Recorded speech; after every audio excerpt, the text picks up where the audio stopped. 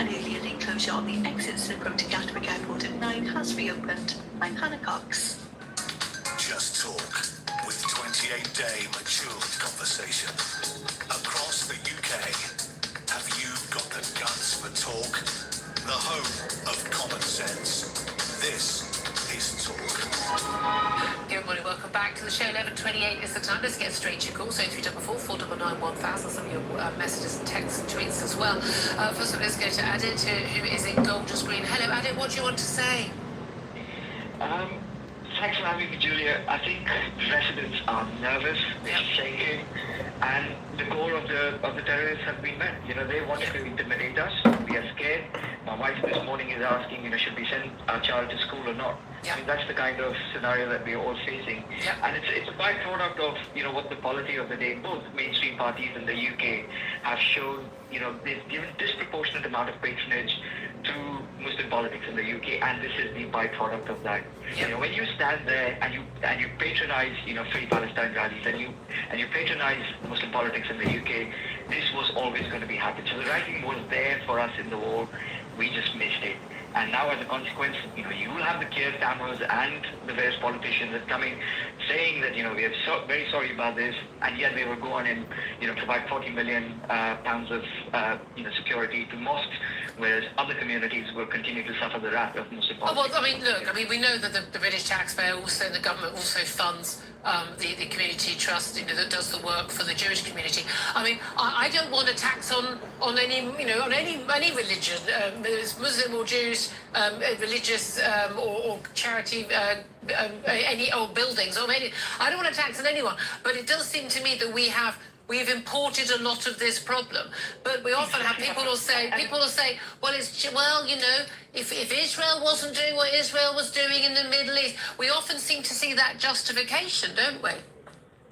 Julia, my point is, as an Indian man, as a man from India who's migrated into Britain, has paid his taxes, I do not want to see foreign politics interfering on British streets. Exactly. And that is what we've seen time and time again, whether it be the politics from the subcontinent, whether it be politics from the Middle East. We've got to stop advocating for politics of abroad being patronized on British streets, and that's what British society needs to stand up for. I think we've just lost our spine. We've forgotten how to demonstrate our spine and stand up to these kind of barbarity being shown on the streets of London. Given where we are, starting from this point, not where we would like to be starting from, what should politicians do now? What should the police do now? Well, for starters, I think we need to start proscribing international organizations like the IRGC as terror outfits. It's clear that, Ashraf al-Yamin, who allegedly have taken responsibility for this attack, and they've done this previously in Belgium and Netherlands. This is an Iran-linked group where we're told, but we don't. This is reports on Telegram. And Julia, the same with Muslim Brotherhood. Why is the Muslim Brotherhood proscribed in the Middle East as a terror outfit, but not in Britain? I genuinely, I don't think that prescribing either of those groups will actually make a blind bit of difference to what's happening on our streets right now. And then we've got to stop calling out. We've got to understand that Britain needs British politics, not the politics of Palestine or Kashmir or anywhere else. Okay, really appreciate that call, Eddie. Thank you very much. Calling in from Golders Green, of course, which is where that arson attack on the 4 ambulances of the Jewish charity were attacked. Let's go to Thomas now. He's in Colwyn Bay. Hello, Thomas. Hello, how are you doing? Very well. What do you want to say? I think it's really interesting to see the difference in the reaction and the coverage to the perception of ambulances being attacked by Israel in Gaza and in Iran to this attack in Golders Green. Not 4 days ago did the IFRC put something out about ambulances not being a target.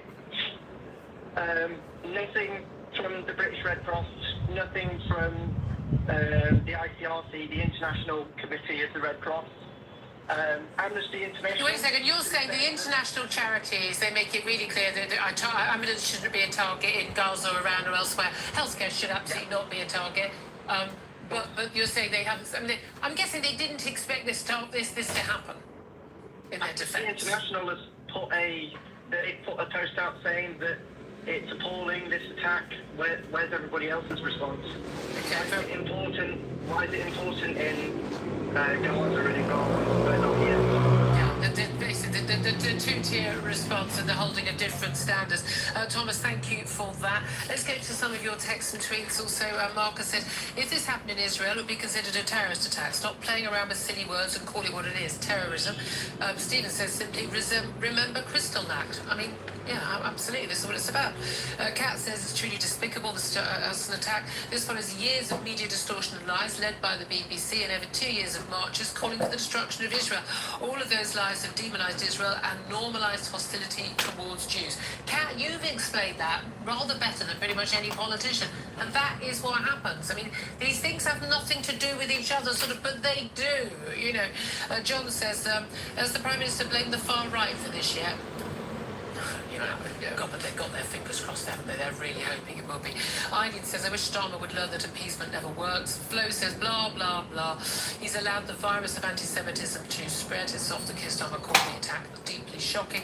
And Deborah says he must realise that allowing the hate marches has fuelled anti-Semitism in the UK. I mean, yeah, I just don't think that that's even up for debate anymore. I really, really don't. We just allowed it to just fester, carry on, and it is something we've largely imported. When you look at the rise in attacks, anti-Semitic attacks in this country, you're trying to get the stats for who are the perpetrators behind them. Yeah, quite hard to do, but I'm pretty sure I won't be incorrect in saying who those perpetrators largely are. 11:35 is the time. We're going to take a quick break, and then we're going to be talking about the Home Secretary and her bid to deport thousands of migrants before they can appeal. Well, very good luck with that, Shabana Mahmood, but I'm not entirely sure the rest of the Labour Party is on board. That's up next. This is Talk. The Batcave of common sense. This is Talk. With over ambulances have been destroyed, but we understand the service remains fully operational and able to respond to emergencies. We were able to get local residents back into their homes relatively quickly, and I thank them for their patience and understanding. This arson attack is being treated as an anti-Semitic hate crime. This is a devastating incident for our Jewish communities, and we've launched an immediate investigation to identify those responsible. Our officers remain on scene to carry out urgent inquiries and to gather CCTV footage and other evidence. We believe we're looking for 3 suspects at this early stage. CCTV footage appears to show 3 people in hoods pouring accelerant onto the vehicles before igniting them and fleeing. This has not been declared a terrorist incident at this stage. The investigation is now being led by counter-terrorism policing, with all the specialist expertise they bring and all lines of inquiry remain open. We are aware of an online claim from a group taking responsibility for this attack. Establishing the authenticity and accuracy of this claim will be a priority for the investigation team, but it is not something we can confirm at this point. There have been no arrests at this early stage, and we would urge anyone with information to please contact us as soon as possible. You can do so anonymously if you wish. We have already spoken to local community and faith leaders, and will continue that work today.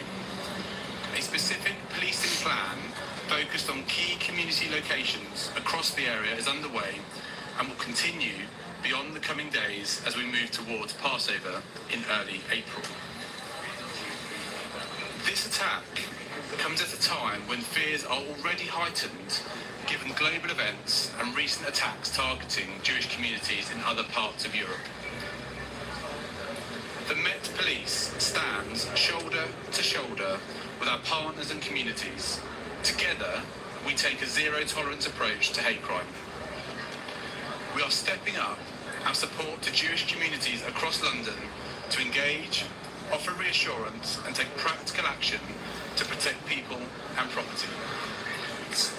If you have any information about what happened in Golders Green, please come forward and call the police on 101, providing the reference 415 of the 23rd of March. To remain anonymous, call the independent charity Crime Stoppers on 0800 555 111. Thank you very much. I'm now going to hand over to Deputy Assistant Commissioner Paul Askew in the London Fire Brigade. Of course, yeah. Early this morning, the London Fire Brigade control room took the first of 56 calls reporting a fire on Highfield Road in Golders Green. Upon arrival, crews were met with a well-developed fire involving 4 ambulances. Several cylinders stored within the vehicles exploded because of the heat, causing damage to the windows of a nearby residential block. Residents from the immediate area were evacuated to a rest centre as a precaution while crews worked to bring the incident under control. The fire was safely extinguished overnight. We understand the impact this fire will have on the local community, including our Jewish residents. The Brigade's community engagement team attended the rest centre last night to support residents that have been directly impacted by the fire. Alongside our firefighters, they will continue to work with and support the local community in the coming days. That's it. Thank you. Thank you very much. What the people anxiety, those neighbors, the people are scared, the people are sleeping out there scared. And with the time at 12:20, that concludes the statement by the Metropolitan Police and the... And human rights lawyers who would challenge that. Well, I think the idea certainly is to get around that. It is likely that that some of that, the sort of pre-appeal deportations would also have challenges to them. But I think that the key problem is that they could, as I say, be flown back. I think we should give us some credit. I mean, the raw problem of asylum seekers in this country is simply the fact that they are here. This is the cost of asylum hotels. This is the potential putting the British public in danger. And this is also the incentive for them to come. And let's remember, there is another loophole that this does close off, which is the ability for migrants to abscond. Yeah. So that would be, that's another reason that we don't really want to have them in the country when these claims are being processed. But that said, the question is numbers. Will she be able to get this through the courts and potentially her own party? But surely, given that we don't have the camps to hold the people, we don't have some sort of prison camp even for the people who arrive, on any given sunny weekend, for goodness sake, even in the winter months these days. These people are going to be free to move around. As soon as you know you're going to be deported to Nigeria or Somalia or wherever, you're just going to disappear off into the black market, as they already are. They're only staying where we know where they are, because they're being housed and fed for free. Why would you bother hanging around otherwise? So none of this is going to work. We've also got the added joy, have we not, that we're expecting now a surge. I mean, I don't know how we can get an even bigger surge. I mean, how many can come across in a day? But another surge in migrant crossings in coming weeks, because this deal that we've got that funds the French beach patrols is running out within days. We spent £475 million over 3 years, and it comes to the end at the end of this week. At the end of next week, it comes to the end of that payment. It's not been very successful. We're told, the French are stopping half the boats maybe on a good day when they happen to not be at lunch, smoking their gitanes, looking at people on the beach. But I mean, is it going to get worse, even worse than it's been already, given that we've seen the surge under Keir Starmer already? I think absolutely. I mean, one key factor in that under Starmer has actually been the scrapping of the Rwanda plan. We know that it's really the prospect of getting into the country and not getting deported that allows people in. It's those pull factors, and that Rwanda plan, whether or not the flights did end up taking off, it did actually seem to be quite a strong measure to prospective migrants, and therefore does seem to have been a bit of a deterrent. So that was a very unwise choice. But of course, the key point here is that we're here in March. We've had a very rainy period in the first 2 months of the year, but now we're heading into spring, into summer, and so that is really one of the key determinants of the migrant crossings, and they're going to be looking likely to have a massive amount of crossings over that period. And for the issue of migration as a political issue as well, it's really going to turn up the temperature, I would say. Yeah, and we've seen all those battles between the Labour Party, so big wigs already, haven't we? Because we've had, over the last few days, we've had Angela Rayner. She gave that speech that she gave on, I think on Wednesday, where she was basically talking about how she was very much opposed to Shabana Mahmood, the Home Secretary's sort of attempts to clamp down on the rights of people once they're here legally to then be able to claim basic permanent residency and having to wait instead of just 5 years to make that application, having to wait 10 years, something which most people consider to be a minor and very welcome reform. We've had Andy Burnham back, Angela Rayner.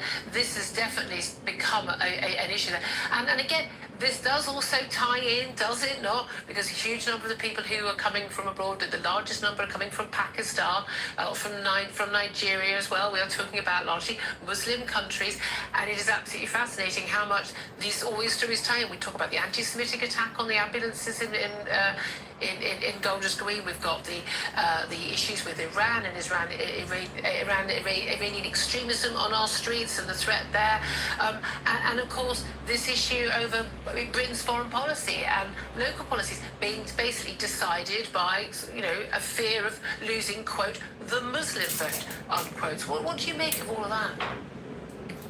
Well, it's interesting you mentioned Pakistan there, Julia, because that has often been a blind spot in these restrictions that Shabana Mahmood is bringing in. So if we think back to her recent restrictions on countries getting student visas, because so many of their students were then going on to claim asylum, she targeted that at countries including Afghanistan, Myanmar, and a couple of African countries as well.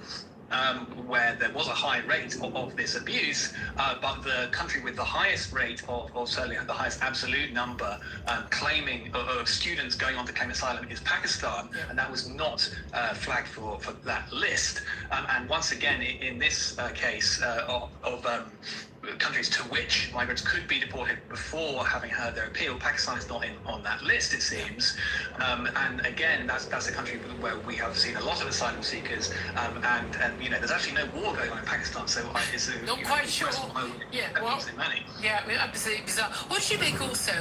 A Labour council has. I mean, this is quite an extraordinary story. A Labour council has basically criticised people for saying, basically you cannot say that migrants have no respect for women. This idea that that many people coming from, let's face it, from Muslim countries are coming from countries where they do not share many of the modern British Western liberal views on the equality of the sexes and the like.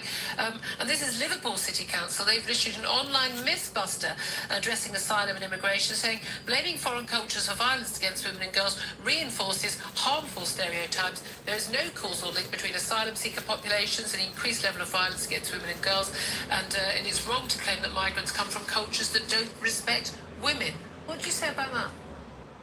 Well, it's absolutely extraordinary, isn't it? We're hearing from these Labour councils that we're not supposed to draw any link between the countries that these places, these gentlemen are from, and the crimes that they've gone on to commit. At the same time, we often hear in the courts, don't we, Julia, that actually, they'll go slightly more leniently on this particular sex offender because they were from a country where they didn't actually know you weren't supposed to. And we've literally had judges saying this. You didn't really, the defence given in court and accepted by the judge is that, you didn't realise you're not supposed to sexually grab 14-year-olds in your culture. Yeah. So which one is it? And yes, it's very clear that these are countries with different cultural values, and this is why so many of these attacks are happening. I think there's the issue with illegal migration and asylum seeking crimes, which have been happening in particular in the last 2 or 3 years. But of course, there is also the grooming gangs, and this is a much more widespread systematic abuse. But as central to that is the view of these white girls as really other, and as as it's been described, easy meat, essentially. And I believe that phrase was used in court at some point, wasn't it, by a defendant, I believe? Well, it's the title of a book, certainly, and I think probably that's certainly the perspective that many of them have towards the describing them. I don't know. Given we've got this new definition of anti-Muslim hostility, I don't know if we've allowed to have this conversation legally anymore, Laurie. Indeed. Well, yes, and that is another unfortunate consequence of multiculturalism, really, that we have this amount of demographic change, amount of cultural change, and yet we're often told we're not really allowed to talk about it. Yeah, absolutely. Laurie Wastell, Associate Editor of the Daily Sceptic, thank you so much. Covered a lot of ground there. Benedict Spence, come back in whichever aspect of that conversation you want. I mean, in particular, the thing that sort of really gets to me is this idea about your respect for women and stuff like that, because ultimately it's not any just one thing. We see the lack of respect for so many aspects of our society that comes from certain migrant communities. And the issue that many people have is not that people are coming in, it's that refusal to assimilate in the first place. And I'm afraid that does require several things. We've been talking a lot about Jewish people throughout this show, but it's women as well. But it's even basic little things. Like, do you hear the story about the plans to restrict dog walking and stuff in certain parts of London because it offends certain members of the community? No. It's insane. No, but even, I mean, look, I refuse to not eat bacon because I'm someone in the restaurant or something. Or in schools, they don't serve pork products in some cases. In case it offends people, you know. No, exactly. But even like, I'll eat bacon in front of a vegan as well. I don't care. I think it's just that's not tolerance. That's tolerance of intolerance. Yeah, it's insane. And other countries do not go. Yeah, no, to no extreme extent. Yeah, and if you go to parts of the Middle East and stuff like that, you go to Istanbul during Ramadan. Do they stop serving food at lunchtime? No, they don't. They absolutely go. No, of course we're open for business because you're not Muslim, so we expect that. Why is it just this country that thinks that? Exactly. When in Rome, but when in Britain, do what you want. 11:48 is the time. I'm going to take a quick break. First up, the Detective Chief and Superintendent of the Met Police, Luke Williams. He's been given a statement on site in Golders Green where that arson attack took place. He says that it has been declared an anti-Semitic hate crime. It's not been declared a terrorist incident, he says, at this stage. But the investigation is being led by counter-terrorism officers. Up next, going to be talking about, well, how the events in the Iran war are affecting our economic future. By the way, all of the outlook is bad. That's up next with Paul Johnson, formerly of the Institute for Economic Affairs. Sorry, Fiscal Affairs. That's up next. This is Talk. Called a 48-hour ultimatum, didn't he? And Iran appears to have either negotiated a settlement or and again, I can't believe I'm saying this about a president of the United States of America. Iran has called his bluff and he's now lying about it. And again, I'm putting you on eyebrow watch. What did your eyebrows do then when I suggested that a president of the United States of America could quite easily have called a hostile state's bluff, I beg your pardon, have threatened a hostile state, had his bluff called, and decided that the best way out of this would be to lie about it? That's probably where I'd put my money now, but not all of it. And certainly not before I've spoken to Simon Marks in Washington, D.C. You were already on hold when this dropped, were you? Well, I mean, I think that everybody that had watched what had taken place on the financial markets in Asia and in Europe over the last few hours, James, were very aware that there was a real possibility of a climb down. But the nature of this climb down, coming as it does in a message typed in all block capitals on the president's social media feed, including one particularly glorious spelling mistake, comes at a time when President Donald Trump has spent the last several days scrambling to find an off-ramp from Iran and has issued a whole series of completely contradictory messages. On the one hand saying we're winding down, on the other hand issuing this ultimatum saying that if the Iranians didn't reopen the Strait of Hormuz, he was going to bomb their energy and power plant infrastructure back to the Stone Age.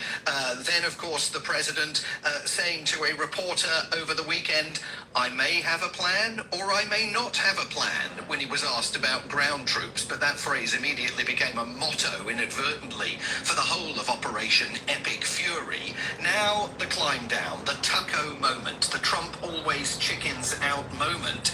But there are more holes in this statement than you will find in a piece of Swiss cheese, because while he says and reveals, or claims, I think we have to say, that there have been 2 days of productive, very good conversations between the United States and Iran, he doesn't make it clear whether he's talking to the Iranian government. He simply says the country of Iran.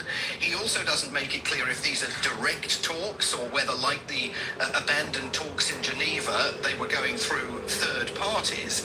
And most importantly of all, while he says that he is putting a hold on his plan to launch military strikes tonight against Iranian power plants and energy infrastructure, says he's putting that on hold for 5 days so that these talks can continue for the rest of the week.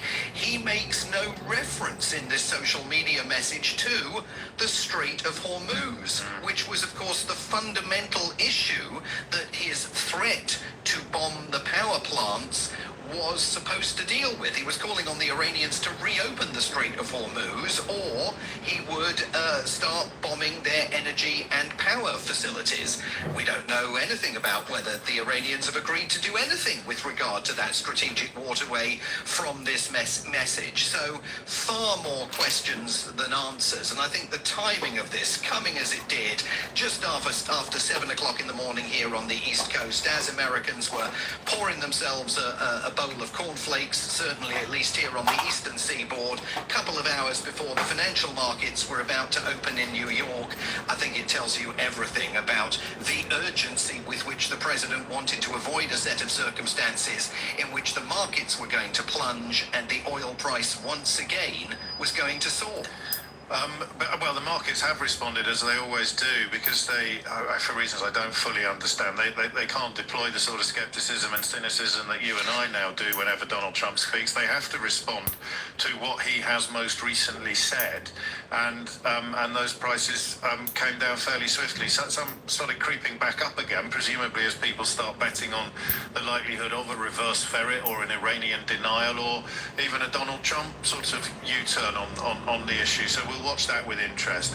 It also, of course, throws open the online speculation about whether Donald Trump is motivated by manipulation of the markets, but I think we can probably leave that alone for now. Just take us back with a reminder that not everybody pays as close attention to things as you do, about that desperation for an off-ramp. Why do you use that phrase, Simon? Well, because it's because he's naked as a jaybird as an emperor in the Oval Office. I mean, because we have all completely realised, I mean, I think, many of us already suspected it, but we've all completely realised over the last week that there was no strategic plan, there were no adequate preparations made by the Pentagon with regard to arguably what was always going to be the most critical piece of Iran's response to this joint US and Israeli military action, namely its capacity essentially to control the price of oil by controlling traffic that transited through the Strait of Hormuz. I mean, you've seen Monday morning quarterbacking taking place here by people like former National Security Advisor John Bolton saying, I can't believe they didn't have a plan for the Strait of Hormuz. But it is evident that there was no plan at all. He's been rejected roundly by his allies in Asia, by his NATO allies, with the singular exception of the increasingly extraordinary character of the NATO Secretary General Mark Rutte, who took to television here this weekend and urged American voters, that was the phrase that he used, American voters, to rally around the president and to understand what kind of benefits this military action in Iran was going to be bringing them. I mean, an extraordinary position for the NATO Secretary General to be taking, while governments across Europe were saying, you know what, mate, you and Benjamin Netanyahu created this mess, you guys need to clean it up. But the contradictions and the anger that we've seen exhibited through the president's statements, his social media postings, and when he's spoken to reporters in person. I mean, he was telling one reporter on the phone this weekend that NATO was about to get its comeuppance, whatever that means. I mean, all of this, I think, revealed not just a desperation on his part to try and find an out from a military conflict that he expected was going to be done and dusted in 2 or 3 days, Venezuela style. But as I know you were raising on the program last week, it also raises some pretty fundamental questions about where he is mentally. I mean, he has appeared, I mean, there's no way of not focusing on it. He has appeared to be deranged over the course of the last week. And, if it was any other president acting in this way, everybody would openly be saying the emperor has no clothes. And there is still a desire, I think, on the part particularly of the media in this country to bend over backwards and find adjectives and descriptives to sort of explain away some of his most bizarre behavior. The New York Times last week was saying that in that inflammatory comment about Pearl Harbor in front of the Japanese leader, he had needled the Japanese leader, which is a wonderfully anodyne way of describing what took place in the Oval Office. There is a reality here. I mean, his behavior is deeply unpredictable, as we've seen just within the last few minutes. Yeah, and it's not, I know you know this, but it's not confined to your side of the Atlantic, Simon. We've got plenty of people over here who'll give the biggest sycophants in the US media a run for their money in this country, and dare I say it, occasionally even in this studio. But a word, if you would, on the US media and the consensus on how this happened, because I think that he was told, this is what I understand, that Hormuz would do what Hormuz has done, and he thought either that he'd sort of somehow be immune from reality, or that it would all be over. This reminded me slightly of Putin and Ukraine. It would all be over so quickly that none of these potential repercussions would apply, or just that he put his fingers in his ears and decided to press ahead anyway because he's Donald Trump, and as he keeps telling us, he can do whatever he wants.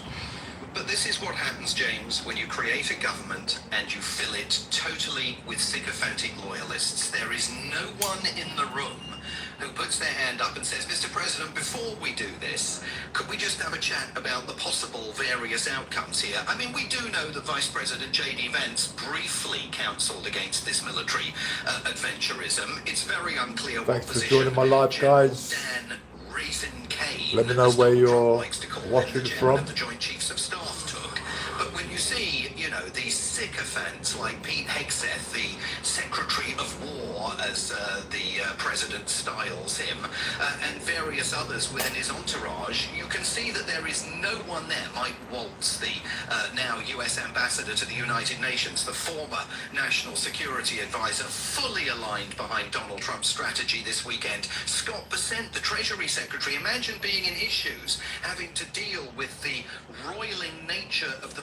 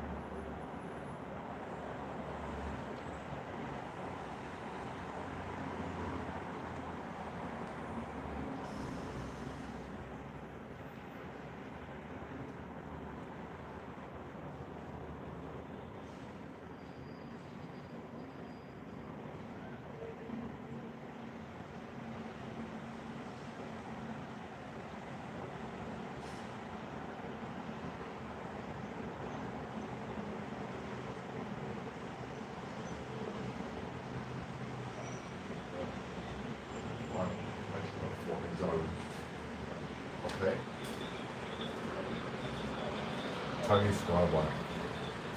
Yes, sir.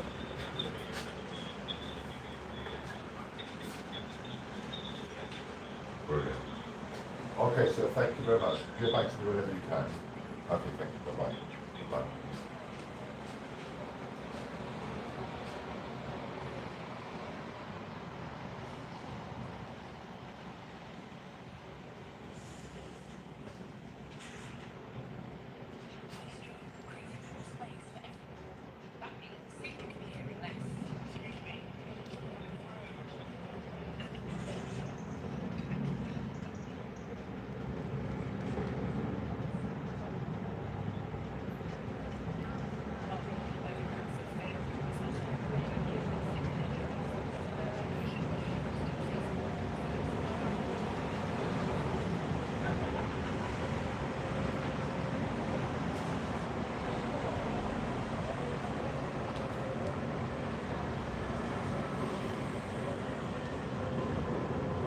Give me 1 second, guys. Breaking news will be coming.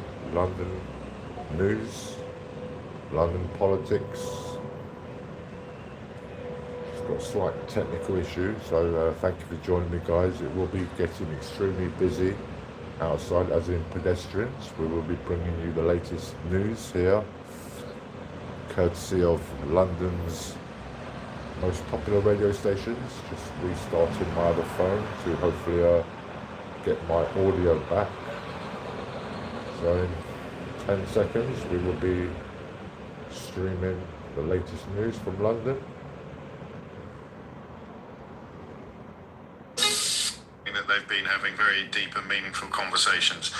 The source added that after, quotes, hearing that our targets would include all power stations in West Asia, he backed down.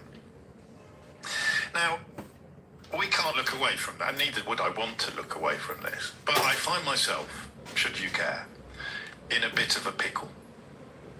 Because we have a list, as you know, and Ukraine would be the best example of this, of august experts to whom we can turn. We also, in recent years, have developed a frankly astonishing coterie of callers. A collection of contributors who, in my humble opinion, and in yours, and you may not be as humble as me, generally produce better quality contributions to this programme than other radio stations pay people to make. Some of the people who have helped us in recent weeks with the situation in Iran, and I guess we'd put Ash in Northampton very, very much on that list today. We spoke to Mike in Greenwich on Friday, former US diplomat Mark Riley down in Brighton, a lifelong student of US politics. Some people are involved in the world that they describe. Some people are merely experts about the world that they describe. And then we have the pros. So we would turn to Professor this or Professor that when discussing what's been going on in Ukraine and what is likely to happen next. And although I don't reach for guests anywhere near as often as I could do, because I genuinely would rather either carry on talking myself or listen to you in no particular order, when we book a guest, we really value them. But there's no point booking any guests. So beyond another journalist like Simon, who can simply relay to us what is going on, as in what has happened, as in what Donald Rumsfeld might call the known knowns, speculation or expert analysis of what is going on now is actually pointless. I know it feels sometimes as if I labour this point unduly, but I cannot exaggerate to you how unprecedented it is. So we really like the Professor of War Studies, don't we, over at King's University, and we really like Phillips O'Brien up at St Andrews. And if we're talking about Ukraine,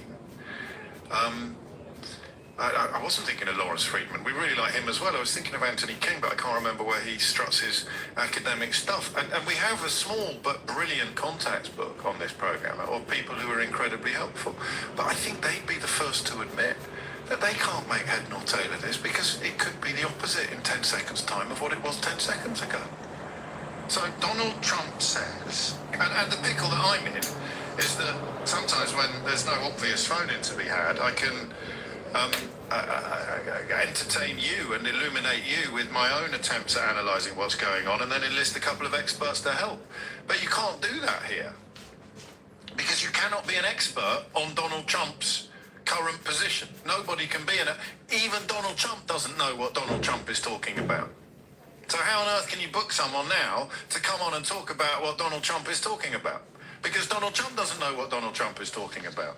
All I can tell you is that Donald Trump claims that he spent 2 days having very good and productive conversations regarding a complete and total resolution of hostilities in the Middle East with the country of Iran, while the government of Iran has let it be known via the media of Iran that they haven't even sent each other a postcard. There has been no direct or indirect contact. Other things that you know include the claim that there was a 48-hour deadline in place for Iran to reopen the Strait of Hormuz. Otherwise, he would start bombing power plants in Iran. To which Iran responded by saying, well, we'll stop bombing power plants all over West Asia. So you have what could be loosely described as an impasse. You have a deadlock. Donald Trump saying, I will do such things, what they are, I know not, but they shall be the terror of the earth. And Iran saying, well, we'll bomb that, we'll bomb this, and we'll bomb that. Because guess what, Taco? When you claimed that you'd completely obliterated our abilities to launch attacks 9 months ago, you were lying. And when you claimed it last week, you were lying. And when you claimed it the week before that, you were lying. Because look, we're still launching attacks. And we've still got the Strait of Hormuz by the proverbial short and curlies. So, they called his bluff. He said, you've got 48 hours to do what I want. And they didn't do it. So he's announced that they've negotiated a settlement, and they've announced that they haven't been talking to him at all. And you may, over the course of the last 3 weeks, thought on occasions that I was exaggerating just how mad all of this is. And just how utterly thankless it is to attribute any inkling of sense or sensibility or normality to Donald Trump. The idea that he spent 2 days negotiating with Iran instead of playing golf is obviously laughable from the get-go.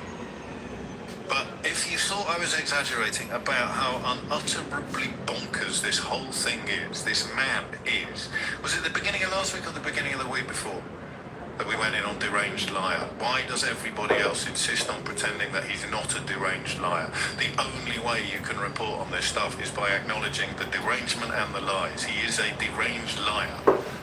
And therefore everything he does needs to be viewed through the lens of his deranged lies. Which means that when I said to you at 11:45, here's what he's just said, I wouldn't be surprised if the Iranians come out in the next 2 minutes and say he hasn't been speaking to us, Gov. And the Iranians came out in the next 2 minutes and said he hasn't been speaking to us, Gov. So who's an expert on this? Do you see what I mean? Ashton Northampton, an expert on the Strait of Hormuz, on what getting the mines out of there it would look like and how feasible it is to actually reopen it using military force. Someone has made Donald Trump realise that, as Ash explained on this programme, maybe he's listening. He heard Ash in Northampton has just essentially taken the world back from the precipice of World War III because he has persuaded the president, I'm joking, but someone has persuaded the president, presumably the same arguments that Ash in Northampton was using, that he can't do this. He can't bully and bludgeon his way to reopening the Strait of Hormuz, short of undertaking a military operation in Iran that would make Iraq look like a cakewalk. He would have to absolutely obliterate the current regime. And there's no earthly way the American people, let alone his own base, which were promised he wouldn't be starting wars in the Middle East, could stomach that. So what are his options? I've made a threat. 48 hours to do what I want, otherwise I will do such things. They will be the terror of the... thank you to everybody who picked up on that King Lear quote. I've got more King Lear news for you later this hour. Well, I may have. It's a bit personal. That's where he's been left. You do what I want, you've got 48 hours to do it, and if you don't do it, whoa, they're going to be the biggest bombs you've ever... And then they don't do it. So there he is now. What are my choices? I can launch the attacks that won't work. I can claim that we've negotiated a settlement, even though the other person would accuse me of lying. I'm constantly being accused of lying when I'm lying, and my base lets me lie. He could say, there's a guy in London, works for the Daily Mail, he thinks I should be the Prime Minister of the United Kingdom. He's never been more ashamed to be British that Keir Starmer didn't get involved in this. Also, there are some people who will not just let me lie. They will will claim that I'm the king of the hill, even as I'm lying to them. Option number 2, lie. Option number 1, launch the attack. Option number 2, lie. I don't think there's an option number 3, do you? Is there an option number 3? 03456060973. What do you think has happened here?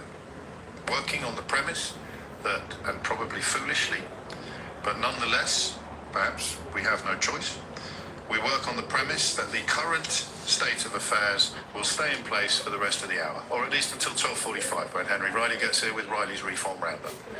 So the current state of affairs is this. Donald Trump pledged to attack Iran if they didn't reopen the Strait of Hormuz within 48 hours. Point 1. Point 2, they didn't. Point 3, he has announced that they have negotiated a ceasefire on that particular front. Point 4, Iran says they haven't. That's your 4 points, I think. That's it. What do you think has happened? 03456060973. What do you think has happened here? And Donald Trump has backed down on his threat and claimed a negotiated settlement that the other party in the mooted negotiations denies ever took place. What do you think has happened here? And remember, I can't book experts, so your opinion is as valid as anybody's. I don't know, and I'm happy to have a long queue of people saying he's chickened it, he's bottled it, he's walked away, he's pooped his pants. If that's the only available explanation, I want to hear it in your words, not just in mine. But what has happened here?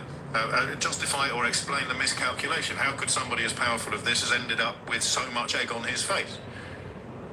If you don't do what I want in 48 hours, I will launch these attacks. They didn't do what he wanted. He didn't launch the attacks. He instead claimed a negotiated ceasefire that the other party to the negotiation says has never taken place. So the question couldn't really be simpler.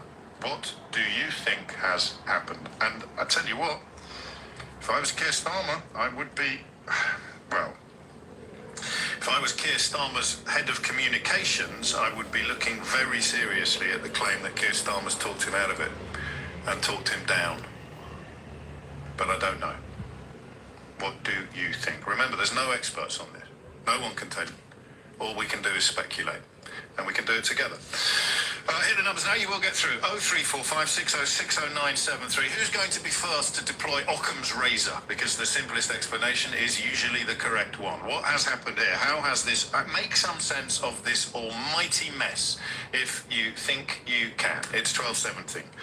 This is felt not just in Iran or in Israel or US bases in the Middle East, it's across Arab states and now much wider, and the economic impact, of course, affecting everyone around the world. And we'll certainly hope that that can be stemmed by what was announced this morning. If you were currently the head of the British Army, what advice would you be giving Keir Starmer about, from word go, about what Britain should be doing, what he should be doing? Well, I think right from the word go, I would have been prepared to advise the Prime Minister, or advise the Chief of the Defence Staff to advise the Prime Minister that if the Americans requested the use of their bases, which we provide for them, that they should be allowed to do so. It seems rather odd that the base at Fairford and the two in East Anglia and the one at Diego Garcia, which we provide to the Americans, that at the moment that they want to use them, we say that they can't. Yeah. Okay, he then subsequently changed his mind. Now, the other argument has been made, well, they didn't consult us, so they didn't bother to try and build a coalition of the willing, so we were taken by surprise and the default was to say no. I think we should have been more agile. I think we should have thought about the long-term consequences of saying no, because we need allies, the Americans need allies, and we've always been a very trusted ally of the Americans. And let's face it, Keir Starmer has made much over the last 18 months of his ability to get on with Donald Trump. So to destroy that by a quick decision, which is inevitably going to annoy Donald Trump, I think was quite short-sighted and lost the view of the bigger picture.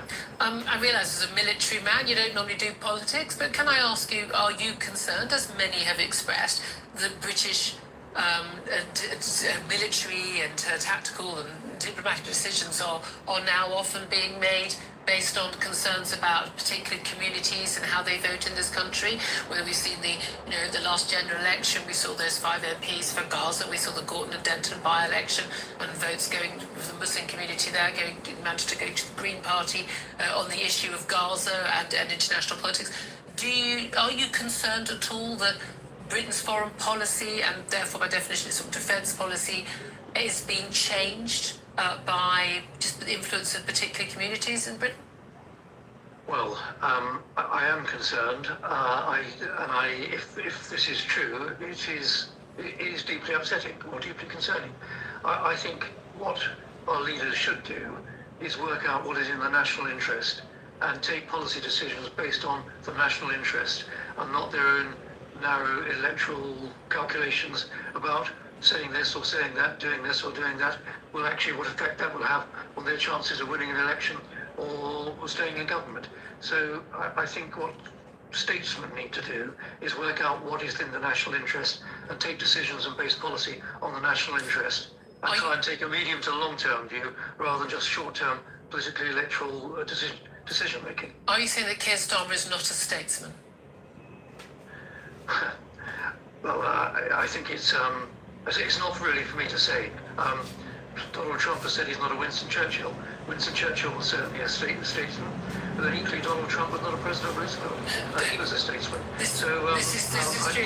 think labelling people is probably a little bit cheap, and I think I won't indulge that. Are you concerned, though, because this is a concern for all of our audience watching and listening right now and people around the country, are you concerned that this impact of international, various different communities, but in particular communities coming from a view, a very anti-Israel view, that is actually damaging our national interest and that it is putting us more at risk?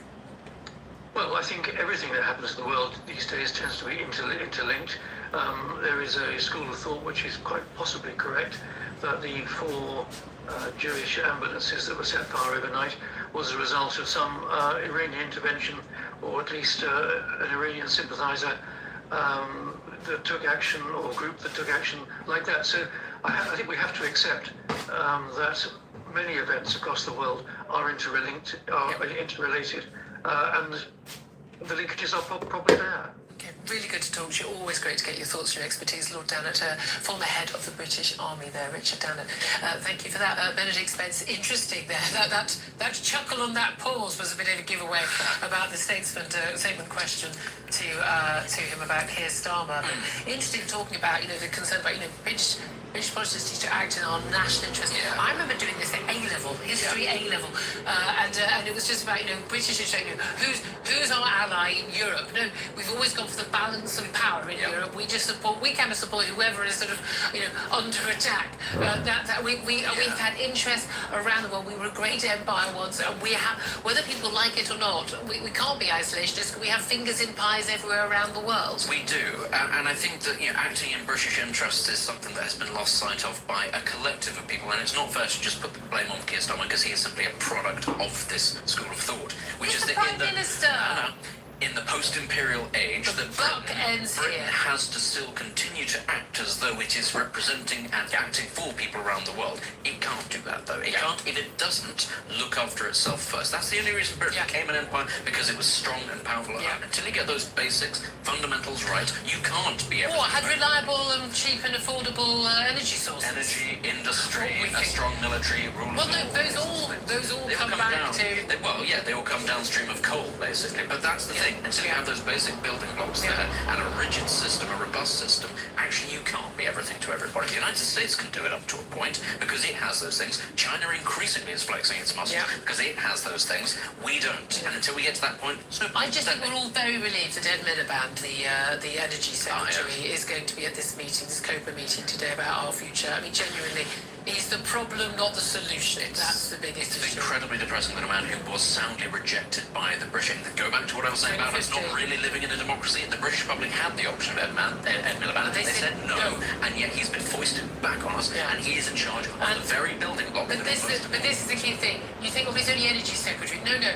He's Chancellor, Foreign Secretary, Defence Secretary, he's Housing Secretary, he's everything. He's everything, guys, because energy policy decides all of those things.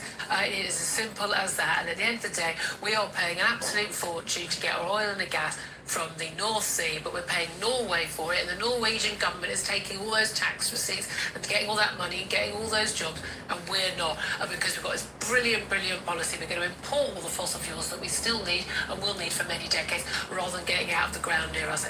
Genuinely, mind-bogglingly insane. Some of us have been saying it before it was fashionable, but there we are. 12:23 is the time. We're going to take a quick break. We're going to take your calls, and particularly on that horrific attack, the arson attack. It's anti-Semitic hate crime, is what the police have called it, but basically firebombing those 4 community charitably provided ambulances in Golders Green. This is Talk. All opponents free. Iranian power plants and energy structure for a 5-day period, subject to the success of the ongoing meetings and discussions. I think the line that's missing is the one that I just said out loud. The line that is missing from this is the line which most definitely took place and I am definitely not lying about. I mean, you can read that between the lines, right? The tenor and tone of these in-depth, detailed and constructive conversations hi New Zealand. When Iran Just saw your message. Hope you're still in the room. How are you? Trump or Iran? If you have any questions, guys, just I wouldn't want to make feel free to ask. I may not be able to answer them, but I'll give it a try. Hi James, I'm really sorry. I also hate dead cats and conspiracy theories, and I'm afraid I've got another one.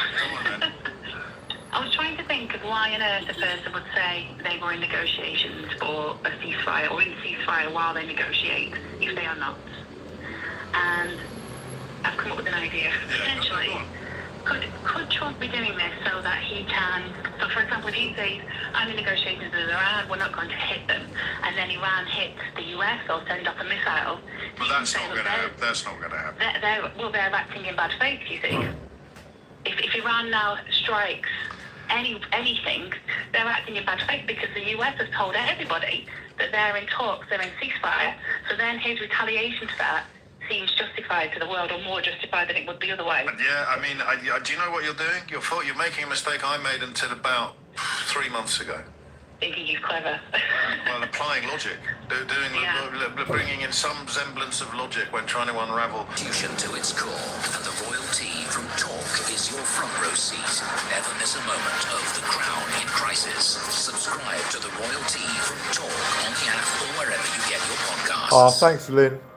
Good afternoon, welcome back to the show. 12:36 is the time. I'm Julia Hartley-Brewer. Benedict Spence also in the studio. I know you'll be wanting to put your top If you love London, interested in London, check out my playlist. 25 different playlists, something for everybody. Highly recommended.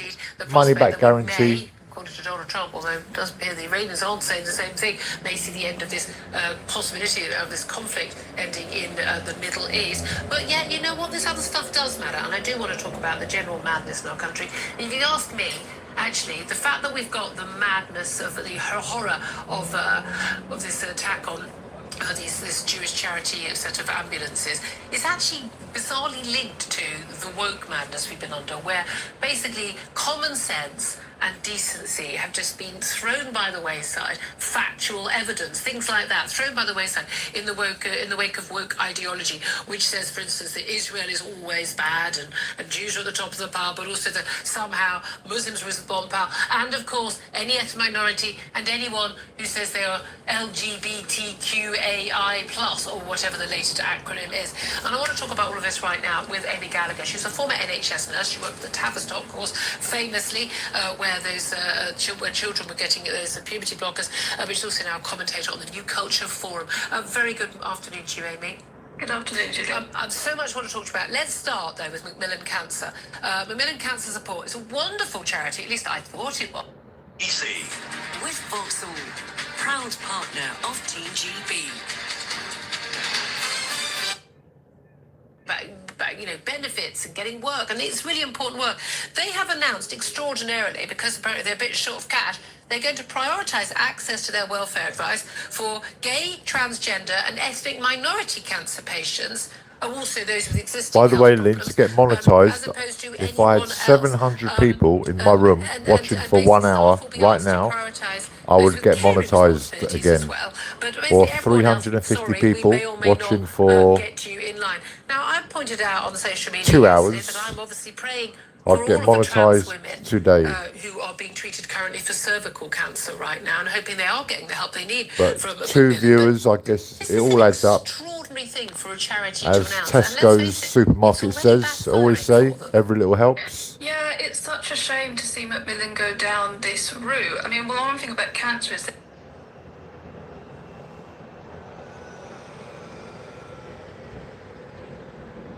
should be something that unites all of us, where identity politics is left at the door, because it's something that we share, all of us. I don't really understand how they've decided that these groups, ethnic minorities and LGBT groups, are more vulnerable in relation to cancer. There's no data to suggest that cancer outcomes are worse for gay people than straight people. In fact, national data shows that white people are more likely to die from cancer than other racial groups in the UK. So to me, it's like they've just decided that these are vulnerable groups, which is quite patronising to those groups, and decided that they need more welfare. Well, surely welfare should be based on their financial situation or their health situation, not whether they're gay or what their race. Well, I've got a lot of male gay friends who haven't got kids, and they're financially absolutely great, Nick, because they haven't been paying for kids all these years. And I mean, the pink pound has long been known as, the people who've got a lot of spare cash. It's a bit bizarre that we're told that. It is just an extraordinary thing that they should announce this. Not only that they should do it, but they should announce it. And of course, then they want to have a round of applause. I've seen, hundreds of people replying to this news story, basically saying, I used to give money to this charity, I won't anymore. But I'm not going to give any money to any charity that is A, racist, which is if you are going to prioritise ethnic minorities over white people. I mean, if you were prioritising white people over ethnic minorities, that would also be racist. But I'm also not going to give money to a charity that is promoting, trans over women with cancer. Yeah, it's crazy. I mean, so many people feel so much positive feelings towards Macmillan because they are so helpful and they are a wonderful organisation. And to politicise themselves in this way and to divide people, it's such a bad move for them. And I do wonder if it's because of activist groups or... Of course it is. It's always is. I mean, it must be because they're scrambling for money and perhaps they've allowed those groups in because of funding. That's the only reason I can think of. But it's such a shame, as I said, because it is something that you should unite us all. Yeah. And it's so damaging for their brand to have gone. Well, no, I mean, again, they ain't getting a single penny from me, and I hope no one else will give them money at the moment. Like, there must be other charities that do wonderful work, cancer support work, and we should be giving our money to them. In fact, double our commitment to them, because this charity needs to know. Just watch what you enjoy.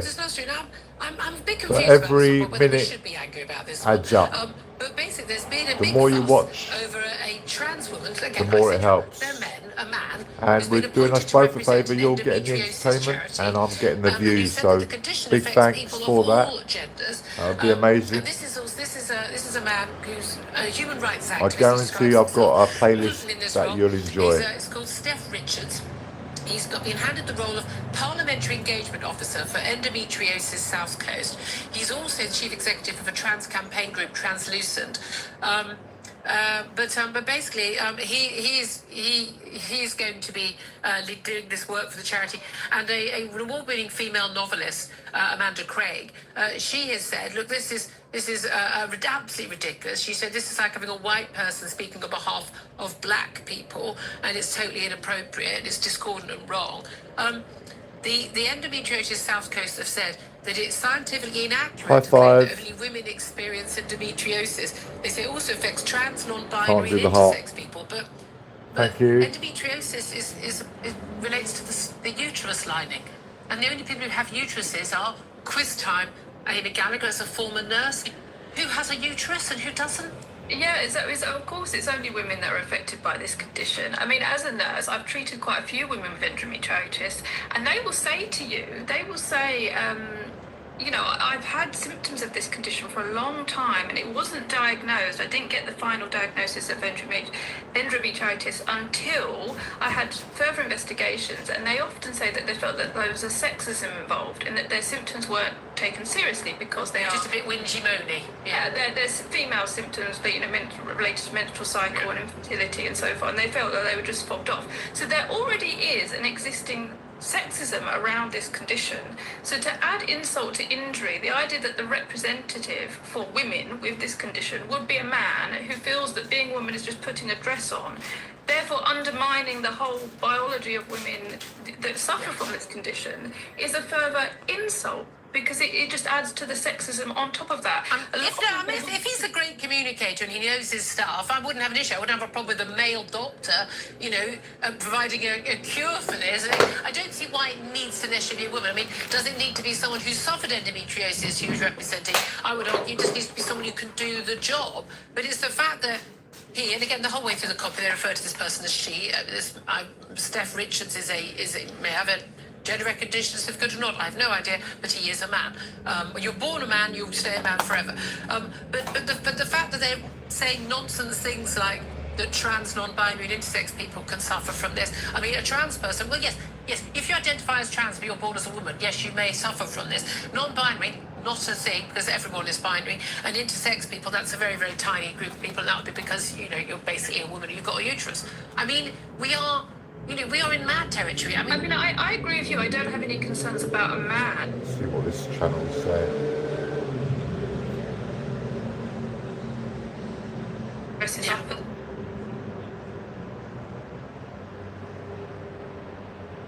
Realise, well, there's not that much I can do unless I put a boot on the ground, which I don't think that's going to get through.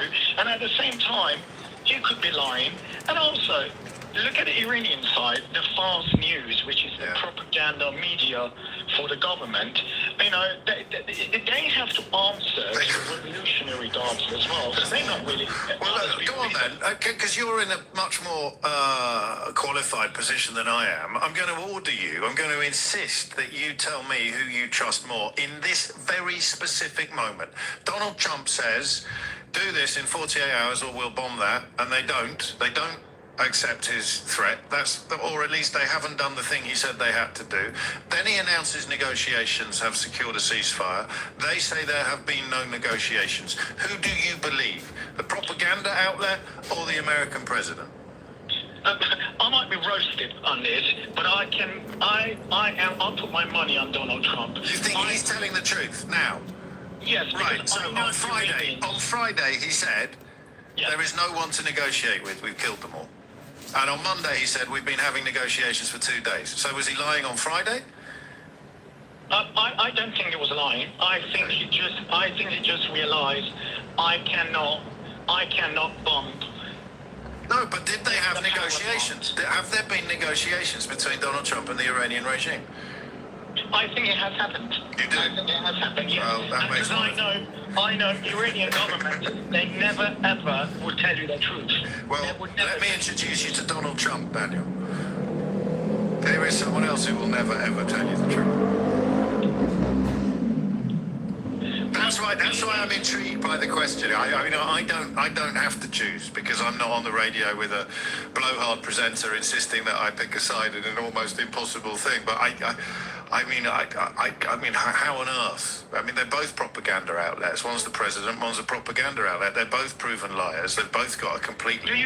Do you believe when Iranians said... No. Don't finish the sentence. No, I don't. I think they lie all the time. But so does Donald Trump. So who do you decide is lying now? I do not put my money on the Iranian government. Well, but Donald Trump said they couldn't negotiate because there was no one to negotiate with. And then 3 days later he said we've been having negotiations. There was always someone to negotiate. So he was lying on Friday. Why was he lying on Friday? Because he is a liar. But when it comes to this... He's not the biggest liar. He's not... Would you like to buy a bridge? Look, would I trust him? No, but I know dealing with the Iranians... Mate, you've highlighted it perfectly. You've highlighted it perfectly, which is why I said at the beginning of this hour, there's no such thing as expertise in this place. There is just experience, and your experience involves more knowledge of the Iranian regime than it does of Donald Trump, and therefore you wouldn't trust a single syllable that comes out of their state-sanctioned mouths. I'm the same with regard to Donald Trump, so 50-50, split the difference. I'll go 51. Don't trust Trump, you go 51, don't trust Iran. Let's call the whole thing off. Coming up at 1 on LBC, Sheila Fogarty. On opposite sides of the world, but is the attack on 4 Jewish Royal ambulances in London linked to Iran? President Trump, meanwhile, says the war is postponed. Sheila Fogarty at 1. Listen on our free Global Player app or the LBC app. Whether your dreams are calling you outdoors to reconnect with nature or towards moments of pampering and relaxation.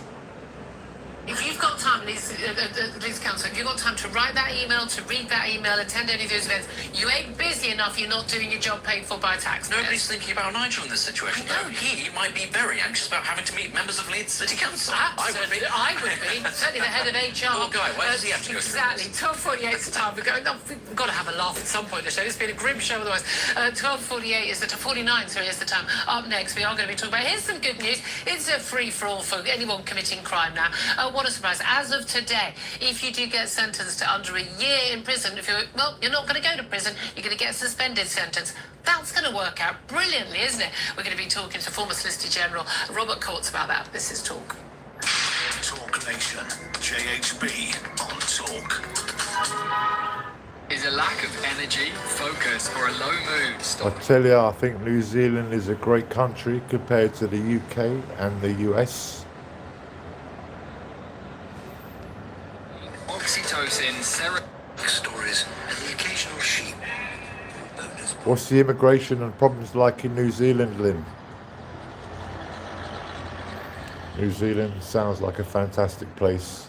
I've covered multiple protests from countries from Afghanistan to Zimbabwe, and I've never covered a protest from New Zealand or Australia. Advicecentre.co.uk could help you receive thousands in compensation.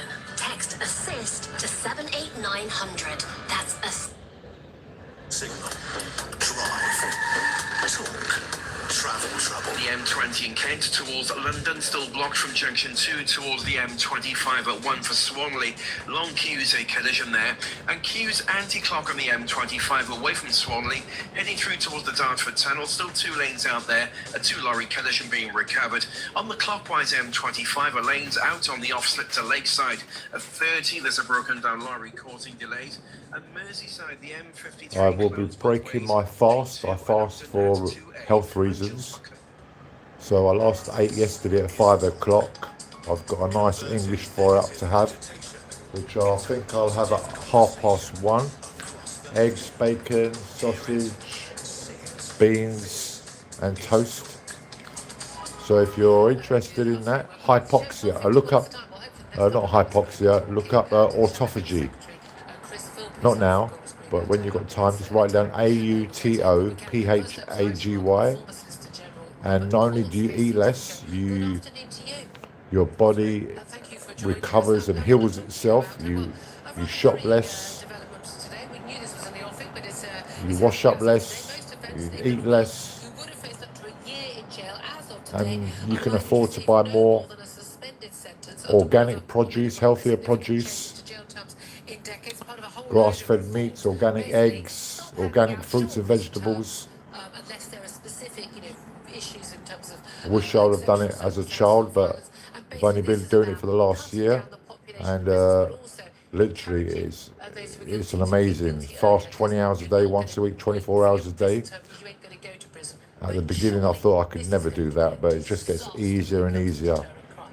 I mean, I'm quite skinny myself, slim, muscular build. I mean, if I was more overweight, I would be fasting for 48 hours.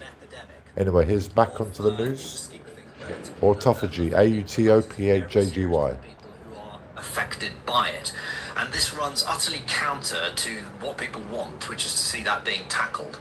Now, you need to see a package of measures to be put into effect to allay people's concerns and to deal with those offenders who are serving sentences of about a year to 2 years. There is a tough case to be made for rehabilitating people so they don't offend again, but that has to go hand in glove with ensuring that the public are reassured that that offending is being... But we're often told, aren't we, that, oh, well, you know, jail doesn't work because I think the people only come out and country reoffend. that doesn't have But this is problems nonsense. A, while they're behind bars, is they're North not Korea. committing those crimes. And go Often figure. people don't go behind bars until they've, certainly with shoplifting, they've committed, you know, 10, 20, 30, 40 offences, and by which point they're a repeat offender. Of course they're going to offend again. And I know certainly when it comes to things like shoplifting, a lot of the local shops in my high street, they say, we don't bother calling the police because the police aren't going to turn up, and even if they do, they're not going to arrest the guy.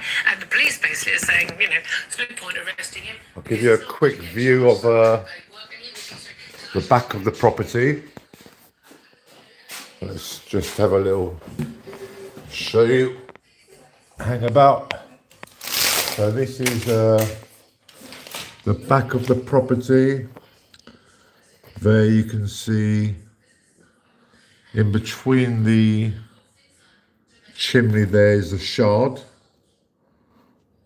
5G aerials. There's in the centre of the screen is Westminster Palace, which is home to the Houses of Parliament. You have the London Eye in the centre there, Big Ben just in the middle, and the tower just to the right of that crane is Westminster Abbey, and buildings and buildings. And there's Westminster Cathedral where I filmed. Oh well, I filmed the King and the Queen and Princess Anne and Prince William, Princess Kate last week at the church at Westminster Abbey, just there to the right of the crane. And a month ago I filmed, it's about 2 months ago, King Charles at this Westminster Cathedral here for the Duchess of Kent's, her body was being taken there because she's a Catholic. She was the first royal to become a Catholic, and the only other notable Catholic person is Tony Blair. So that is looks really nice at night time. Let's get back to the front of the house.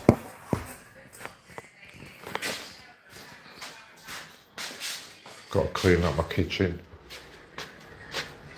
Well, it certainly looks that way. The fact counter-terror police are investigating it suggests the police think there's a pretty good chance that is the case as well.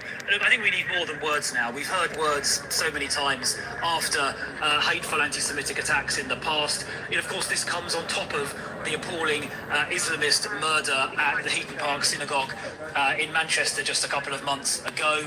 We've seen a surge in anti-Semitism since October the 7th in particular. So words aren't enough. We need to see the police taking more proactive action to identify plots targeting the Jewish community in advance, using enhanced surveillance powers that might ordinarily be used against terrorism or state threats.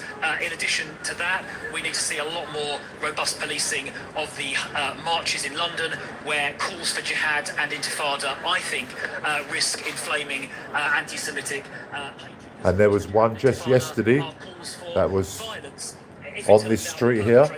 I just left my home to go to Brixton shopping, and I saw 100 Palestinian protesters, the hardcore group that these guys are talking about on the radio, and they were surrounded and followed by hundreds of police officers.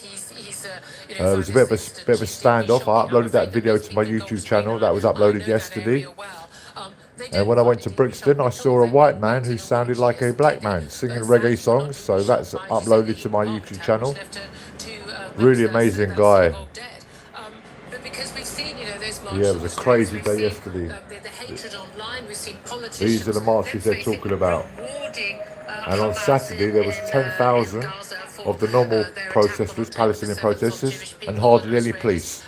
Yesterday, 100 of them walking through these streets here, and hundreds of police vans, hundreds of police officers, dozens of police vans on high alert, running through the streets, stopping them from marching towards Parliament.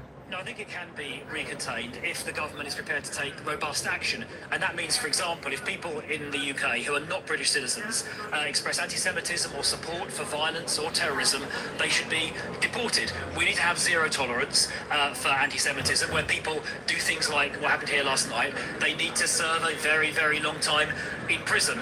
And as I said already, the police need to be more active. We need to be much less tolerant of hatred being expressed in some of these marches, including things like calls for jihad and intifada, which I expressly calls for violence. If we change our approach, which I covered yesterday. This can be recontained, but it requires active and energetic action by the government and by the police. And I blame Keir Starmer, our Prime Minister, and Sadiq Khan, Mayor. Well, look, I'm going to be in Parliament in just a couple of hours' time. Weak individuals. We've got Home Office questions, and I'll be putting this to the Home Secretary.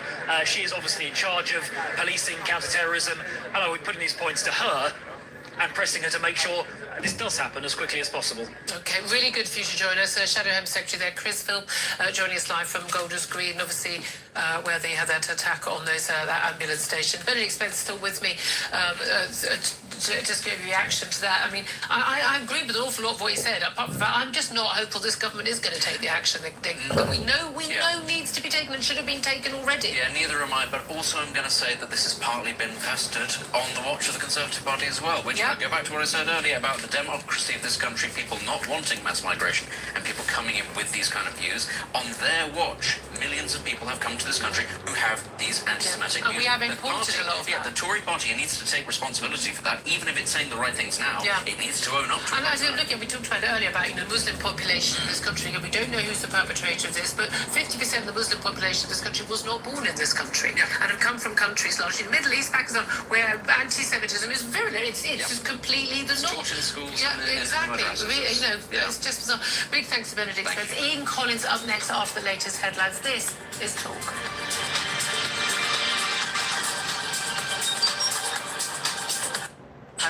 I was busy cooing over their 2-year-olds. They had good reason. That's allowed. You sure they weren't offering you the job? If you missed any of today's show, you can listen back on our free global player. You know all this. Download it anyway. Tom Sorbit with you at 4 on LBC. Sheila Fogarty with you now. Thank you. At 3 today, well, throughout the afternoon, in fact, we're going to talk about it more at 3, but throughout the afternoon we'll have updates on the ambulance attack. Will replace them. Initially on loan until we can provide permanent replacements. The Jewish community should not be left footing the bill for this appalling attack on a brilliant ambulance service staffed by brilliant, highly trained and committed volunteers. So far, no one's been arrested. Donald Trump says following productive talks, he's postponed strikes on Iran's energy infrastructure. He had said he'd start bombing power plants if key shipping routes, the Strait of Hormuz, wasn't back open by the end of the day. Former head of the British Army, Lord Dannett, has given Talk his assessment. You do wonder who in Iran he's been talking to. He's boasted about having killed most of the leadership in the past. And one wonders whether, in fact, actually his talks are fabricated by himself to get himself off the hook of an ultimatum that he knew that he couldn't really follow through. Later, the government's emergency committee will meet. They're expected to discuss plans to give the competition watchdog powers to try to stop retailers from profiteering from the war. Ministers insist joint work with authorities in France is bearing down on small boats that sees Britain pay for police patrols on French beaches is coming to an end, and there's no sign of a new one. Border Force officials warning of a spike in crossings. A plane's crashed into a fire truck as it landed at LaGuardia Airport in New York, killing both pilots. 76 people were on board the Air Canada plane. The Duchess of Sussex has trademarked her lifestyle products in Australia ahead of a visit to the country. Her and Harry's visit is being seen as an opportunity for Meghan to tap into a new market after her deal with Netflix ended. That's the latest. I'm Tom Crosdale. So who, guys, are you Team Meghan and Harry or Team William and Kate? Open an investment account at XTB, make your first deposit. On fire in Golders Green overnight. Lawrence Blitz is from the group, which is called Hatzar. What happened overnight is shocking in the extreme. We have no time to grieve. To our community, our schools are open, our schools are full, our shops, cafes and restaurants busy. Life goes on. The Health Secretary says the government will pay to replace the ambulances. 2 pilots have been killed after their passenger plane crashed on the runway at New York's LaGuardia Airport. The Air Canada jet hit a fire truck. Executive Director of the airport, Catherine Garcia, has been giving an update. Initial numbers indicate 41 passengers and crew were transported to the hospital, as well as the ARF officers. At this time, we understand that 32 have been released, but there are also serious injuries. Health officials say there have been no new cases of meningitis reported in Kent since yesterday. 8,000 people have now been vaccinated. Of 34 cases reported, 20 have been confirmed.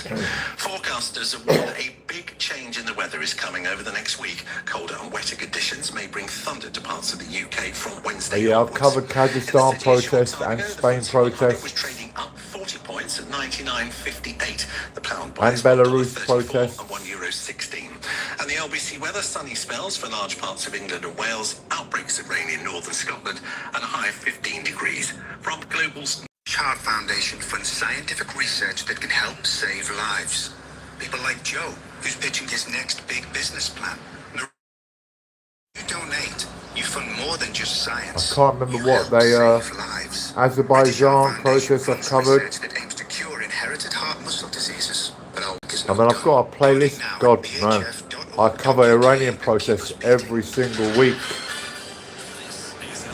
Saturdays used to be quite prolific with Palestinian protests every single week, where 50, 100,000 Poland protests. I don't think I have. But yeah, UK protests, God, so many. But now every Saturday is kind of like Kurdish and Iranian protests, and they are every day in Trafalgar Square. You've got two different opposing, like when I first started covering Iranian protests, I thought they were all for the same thing, but you've got the pro-monarchy and you've got the anti-monarchy groups.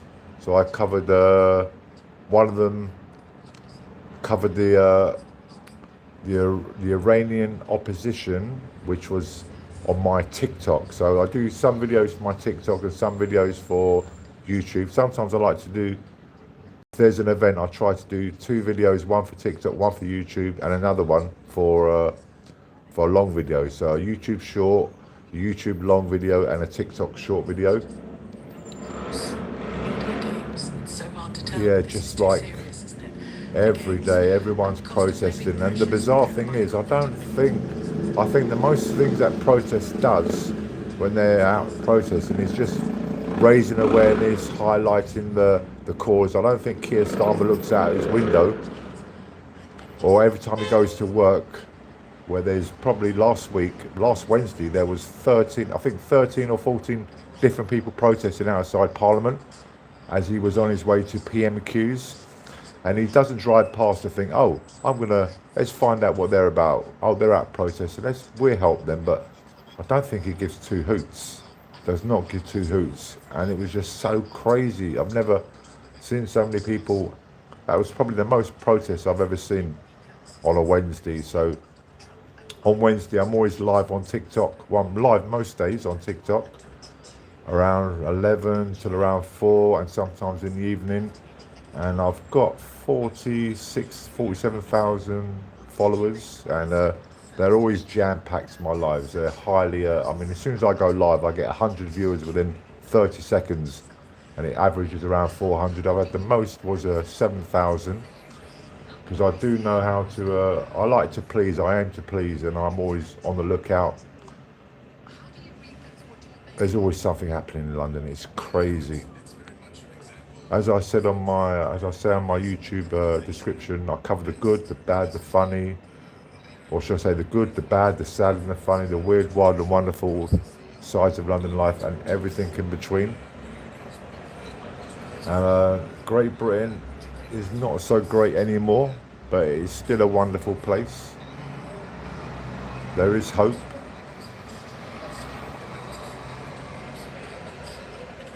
Other times it's just hours. You go to sleep at night and you wake up the next morning, everything is different.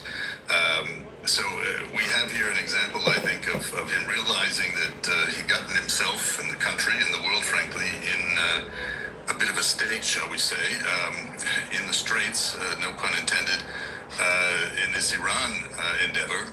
And now he's declaring victory, I think, at least in this latest post. We'll have to see how uncomplicated it is to unwind. Well, is he declaring victory in the latest post? Let's give people a sense of what it says. It's almost softer than that, unless I've misread it. Pleased to report the United States of America and the country of Iran have had over the last 2 days very good and productive conversations regarding a complete and total resolution of our hostilities in the Middle East.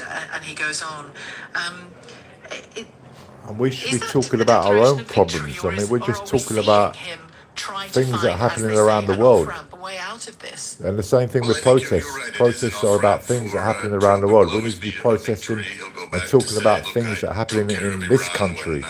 All of these presidents, as he's referenced before, over decades have not been able to do it. The question is, we had talks going on, frankly, before he initiated this military exercise with Israel. Can you shed any light on how they were going? Because I hear mixed reports, and obviously. I think it was very mixed. I mean, negotiations, diplomacy with the Iranians is very difficult. It has been, for the better part of my lifetime, some 50 years, certainly since the revolution.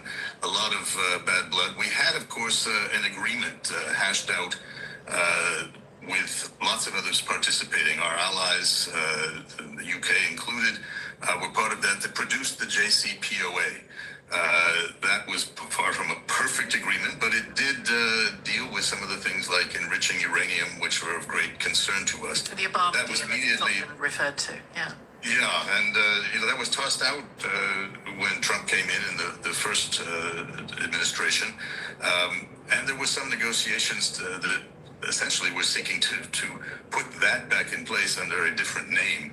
We've seen that in other things like the North America Free Trade Agreement, the U.S., Canada, and Mexico agreements. I mean, this is kind of typical. More recently, I think the talks I think the only thing that comes to mind when I hear about New Zealand is your lamb. We love New Zealand lamb. Things were obliterated, again, the term that the president used at that time.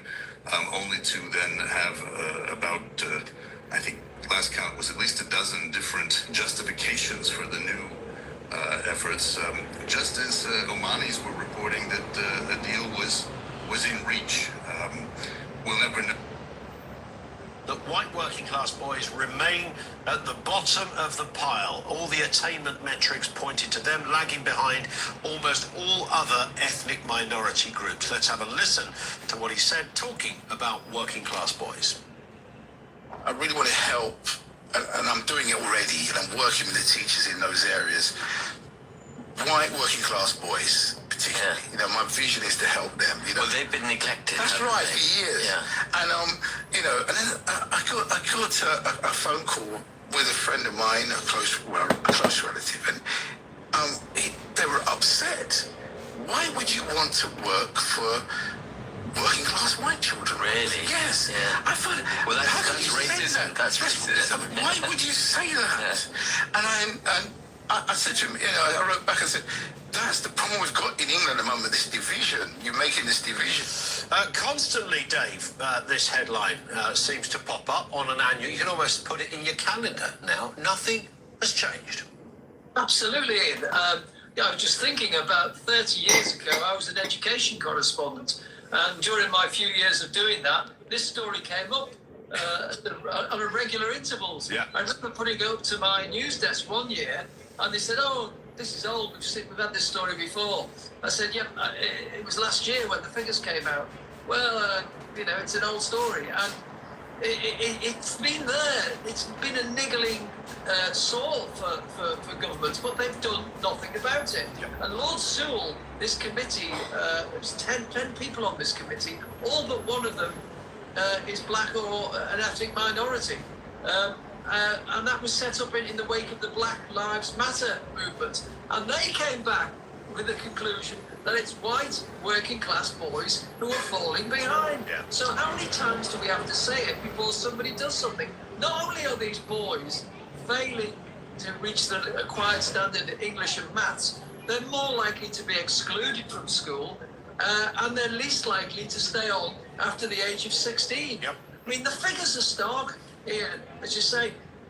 white working class boys, 36%, just over a third of them, make the grade at English and maths. You compare that with Chinese boys on free school meals, 82%. You know, even black Africans are 58%, and Bangladeshi is 68%. Yeah. So it's something to do with our culture, but it's also to do with the fact that I suspect that woke teachers are putting more effort into the other kids and not looking at where the problems lie. I think, yeah, I sense, I know that sounds like a kind of an easy response, but it's not an easy response, but I can imagine in the classroom with so many headlines about, inequality, whether those headlines are correct or not, that's certainly out there in people's minds. So teachers have sort of put all their focus into, young black boys as an example, and forgotten the young white boys who are bottom of the pile at the moment. And it could almost be, and I'm sure it's more complex, Dave, but initially it could be as simple as that. Yeah, and it's an inequality that is not being addressed. There are many inequalities in our society, but whenever you hear politicians talking about inequality, they talk about ethnic minorities, they talk about religious minorities, they talk about women, they talk about sexuality, but never do they talk about social class. And the problem is, it's the social classes who are not getting a leg up in their lives. And these boys will be destined to a life on the dole or underachievement because they've given a bad start. And it's crucial, Tony Blair said, tough on crime, tough on the causes of crime. Yeah.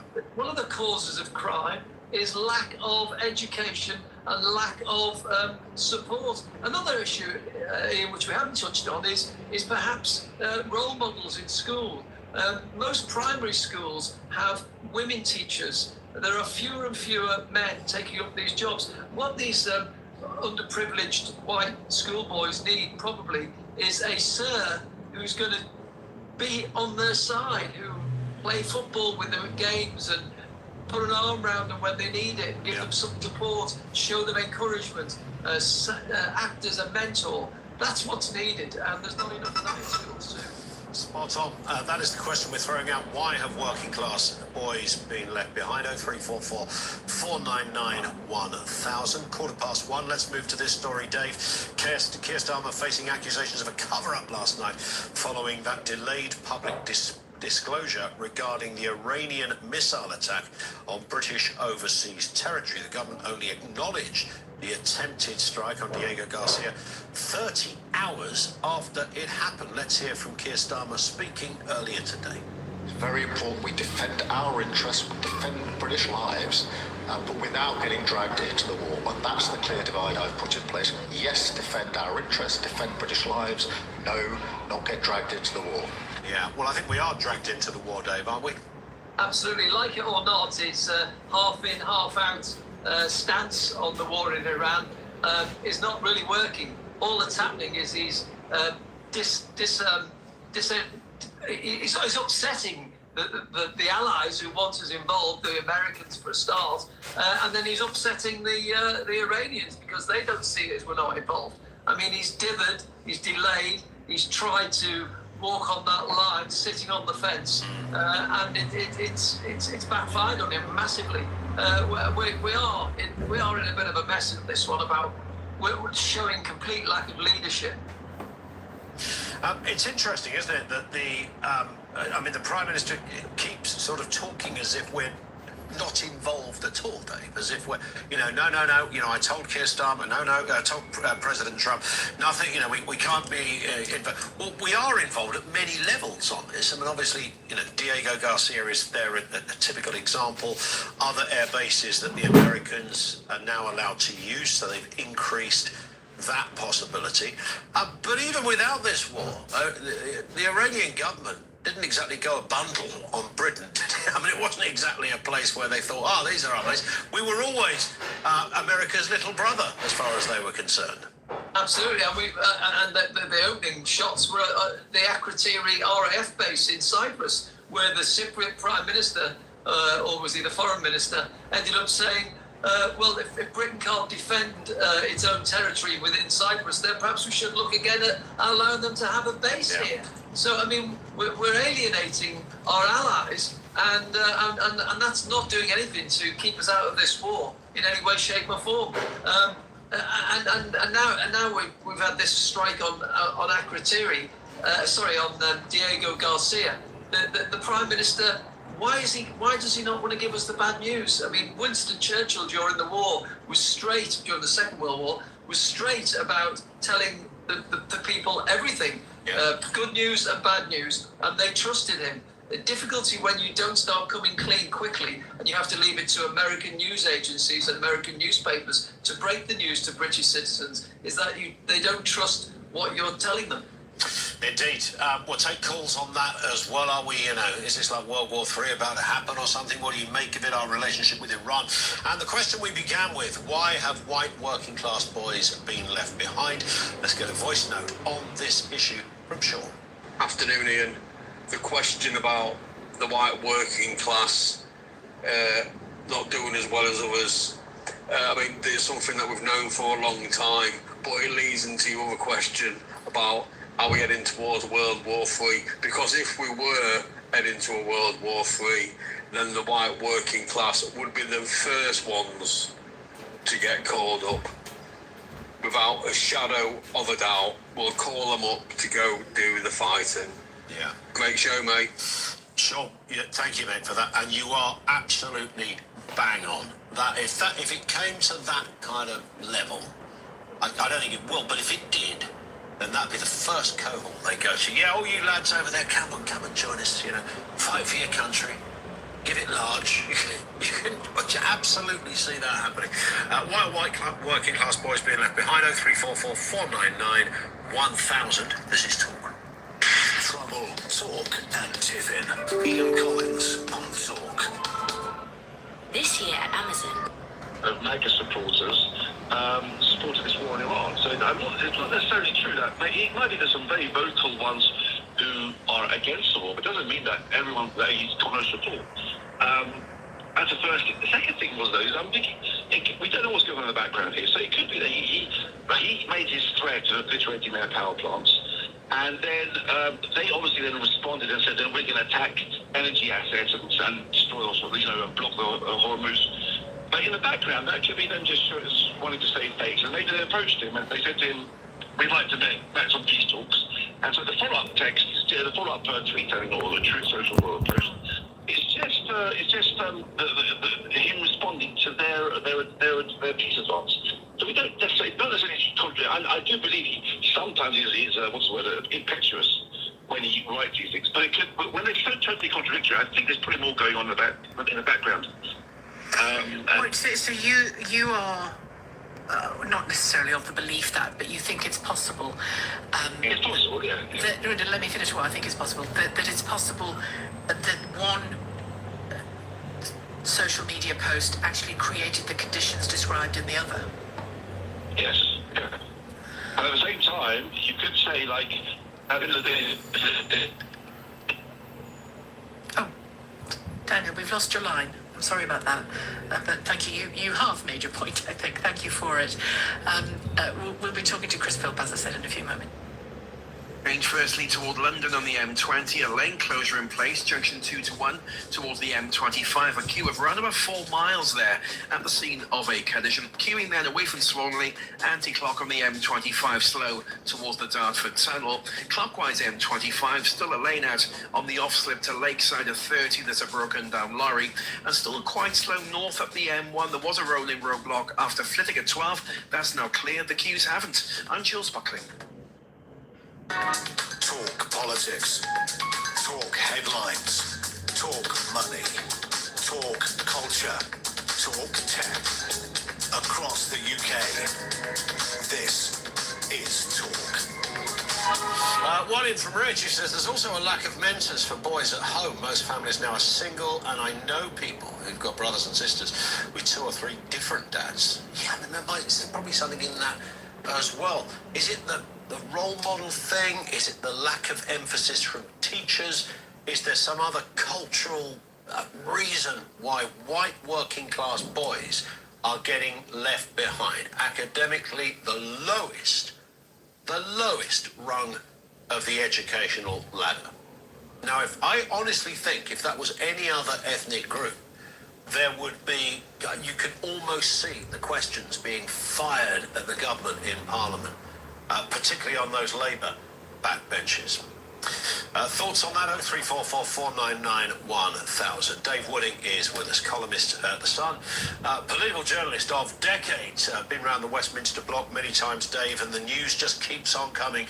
Let's move to this one. Metropolitan Police treating the firebombing outside a London synagogue where 4 ambulances were set on fire as a hate crime. Counter-terrorism police are investigating the anti-Semitic attack, which the Telegraph reports is suspected to have been orchestrated by Iran. Keir Starmer spoke this morning on this issue. Well, this is a horrific anti-Semitic attack. And of course, my thoughts, I think all of our thoughts, will be with those in the vicinity, the residents who are understandably very concerned, a Jewish community across the country deeply concerned. I've already been in touch with community leaders this morning and will continue to do so during the day. But anti-Semitism has no place in our society, and it's really important that we all stand together at a moment like this. Yeah, I mean, they love the phrase stand together, it has no place, etc. They're the usual kind of stock responses, aren't they, Dave, from a Prime Minister? I think he really felt he was like saying something new when he said that. His voice went into a more energetic mode at that point. Either way, this is horrific what has happened here. I mean, there's clear anti-Semitic reasoning and motivation behind this. I don't think you need to be Columbo to work that out.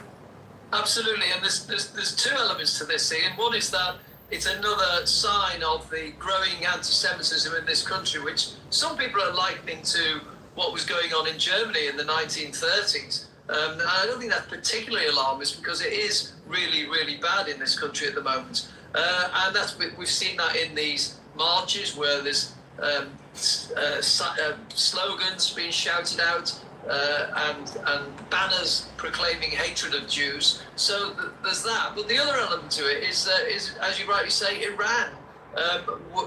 Is Iran involved in this? Because we had the 2 Iranians have been charged with spying on Jews, which is supposedly, allegedly linked to Iran.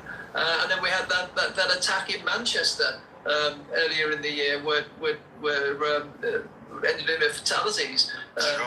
So of course outside of Moscow on Yom Kippur with 2 people killed. So it's alarming on both levels here, and it can only get worse if Iran has warned that it will attack all its enemies, and it sees us as part of the great Satan along with America.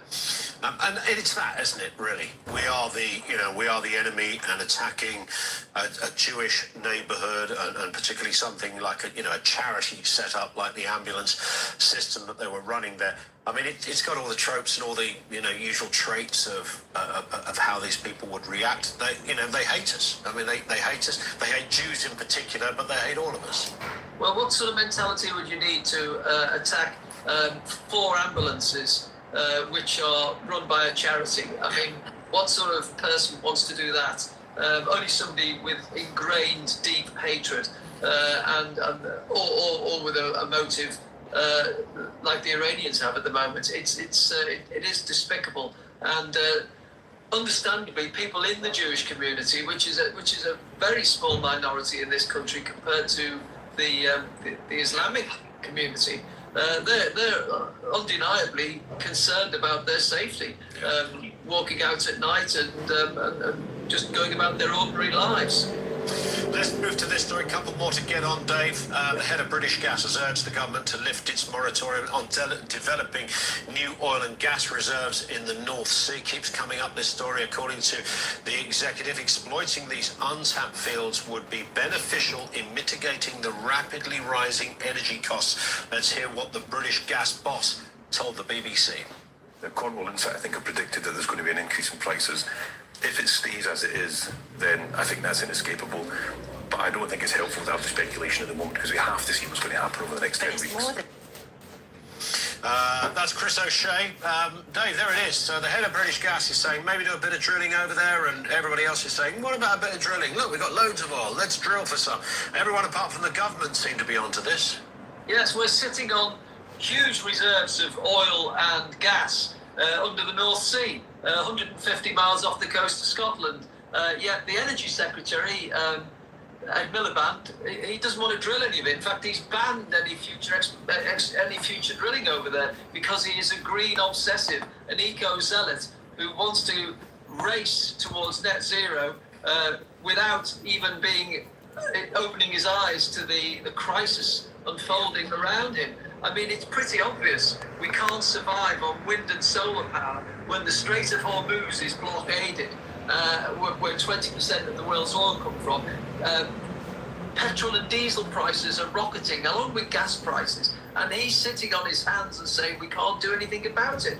But I think that we're going to hear more and more people talking like this. Not only has Chris O'Shea of Centrica spoken out, but Greg Jackson of the energy giant Octopus said something should happen as well. And in the Sun this morning, Henry Tufnell, the Mid and South Pembrokeshire MP, a Labour MP, has come out and said, we really need to think about drilling for oil and gas. It's there on our doorstep or beneath our feet, and it can help to alleviate prices. But what does the government talk about? It talks about putting more money into people's pockets. It's not a free subsidy for them.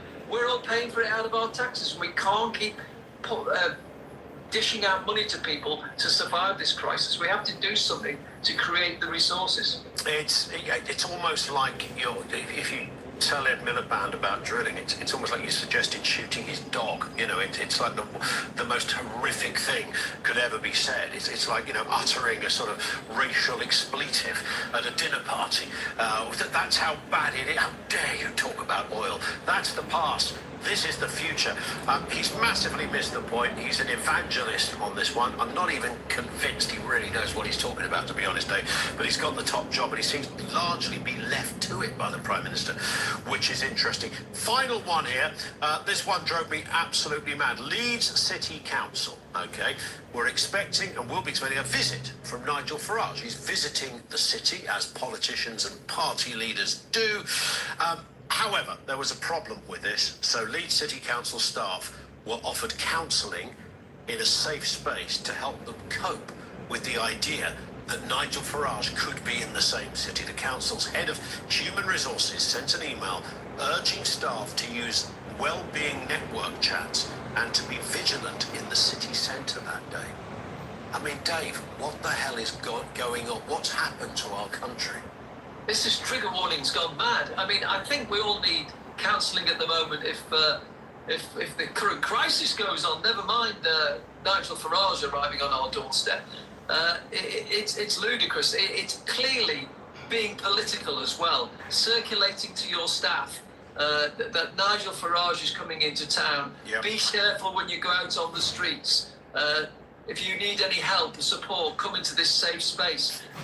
That is suggesting to these people that he's a dangerous individual, which he isn't. He's just a politician who has a view, and a view which is shared by large numbers of people in our society. But it's also that we spoke on Friday to a guy who was a diplomat in the Foreign Office for 10 years, South Asian origin, which is relevant to the story, and he just left the Foreign Office because he couldn't cope with guff like this. And he was talking about how, you know, they spent more time worrying about racial awareness courses on a day when something big had happened in Iraq or something. They were celebrating National Afro Day, and they couldn't work out why he didn't want to be there. And he said, well, I'm in the Foreign Office, you know, I'm here to deal with foreign affairs and put Britain at the top of the queue when it comes to our concern. And he was looked at like some kind of weirdo. This is the same thing, isn't it? When you get these sort of groupthink civil servant posts, the head of human resources in any other world would just be fired for being an idiot. But no, in this case, this is what this person thought they were meant to do. I mean, why are the council getting involved in this old nonsense? Well, Nigel Farage has said that if Reform UK forms a government, it will crack down on what he calls the woke blob. And this is part of the woke blob. The council spending its time putting out meetings like this purely to make a political point, and a woke political point, i.e. that Nigel Farage is a dangerous individual, and if it terrifies you, we'll look after you. You know, what they should be doing, these workers should be sitting in their office. They shouldn't be anywhere near Nigel Farage. They'll be out on the streets. They should be in their office. Well, that's true, yeah. That they're delivering public services, that the bins are being emptied, that the potholes, 1 million potholes in our roads. But it's the workplace, isn't it? I mean, it would make more sense if it was some kind of mad left-wing charity and they were offering, you know, staff some quiet moments to sit and not get triggered by Mr. Farage being in the same postcode. You can sort of slightly make sense of it in that sort of slightly left-wing, insane way. But this is the council, for God's sake. This is the local democracy centre of Leeds. And the head of human resources is monkeying around trying to offer solace to people that might be upset because they don't like the cut of the Reform leader's jib. I mean, it's extraordinary. Dave, we've hit the clock. Brilliant to talk to you as ever. We'll speak again very, very soon. He's Dave Wooding, the political journalist, Sun columnist as well. Thank you to him. Over to you on all of that. Why have white work spreading extremism? And first and foremost, boys. People in this country, and so I would like to see, generally speaking, those people removed from this country. And if they can't be, to allow them to stay, that's dangerous people here, and I would say that would include countries like Afghanistan. But you haven't answered my question. If they can't, what do you want the government to do to make it possible for them to be deported?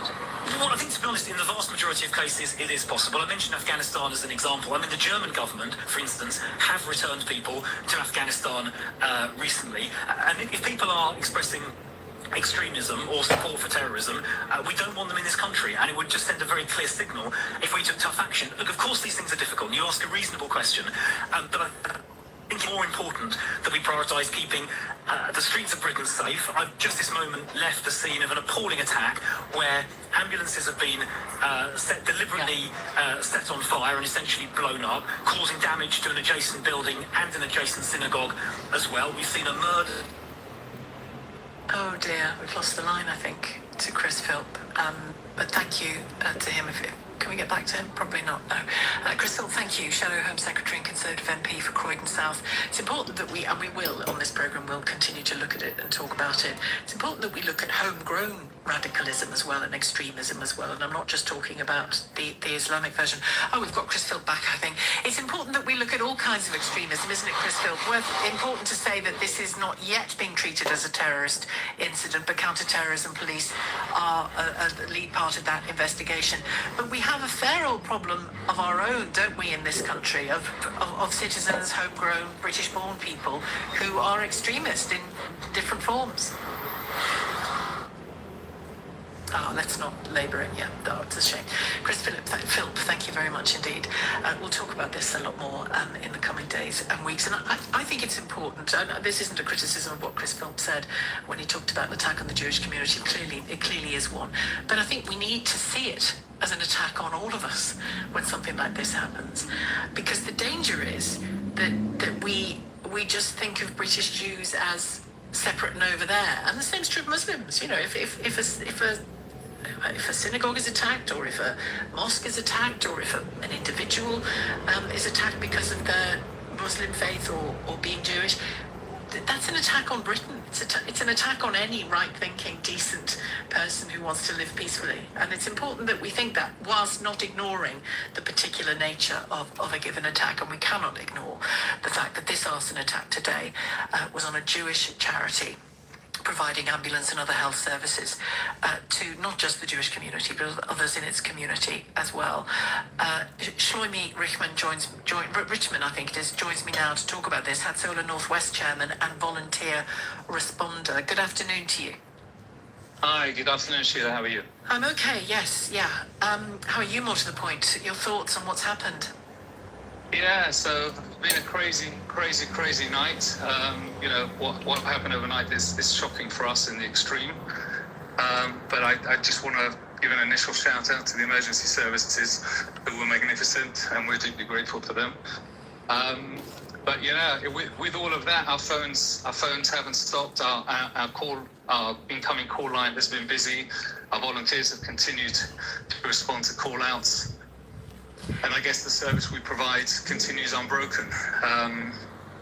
It's just how it works. We've learned to kind of get used not to these kind of things, but just to not dwell on them and move on. We provide an emergency service to the community, and the people that call when they need that help, in the nicest possible way, don't care what else has gone on. They know that they need help at that point, and we continue to provide that service. It's been a few hours, to say the least. I heard one commentator for politics, forgive me, I can't remember the name because I've been reading so many quotes this morning, but making, I think, an important point that these attacks are about telling British Jews to live smaller and to be less Jewish, almost, in a way. And obviously it's very important that you don't, and that those of us who aren't Jewish make it possible for you not to. That's true in other circumstances as well. But I was struck by Wes Streeting's words when he gave the announcement that you will have loaned ambulances and then full replacement ambulances at the government's cost. When he talked about the most important solidarity is practical solidarity. And I thought about that, and I thought, is it? I think it's a very important solidarity, but it's not the only type, is it? Because we live in a time when an awful lot of people aren't giving the British Jewish community any moral solidarity. Yeah, so it's difficult because I guess what we have here in the UK, I think what's happened in the Middle East is it used to be confined to the Middle East, and since October 7th, that suddenly kind of spread to the world. So whether you're a Jew in Tel Aviv or in Jerusalem, or now in London, Paris, Milan, or anywhere else in the world, that's suddenly no longer contained, and there is this kind of feeling amongst people that Jews are killers and all this kind of thing. But we are very involved in the community. We have a life, and I'm born in London, grew up in London, the Holocaust, surviving parents. My dad never let me wear my kippah in the street because he said, you need to be grateful to the government that gave me refuge, and he built a life here, taught us how to contribute.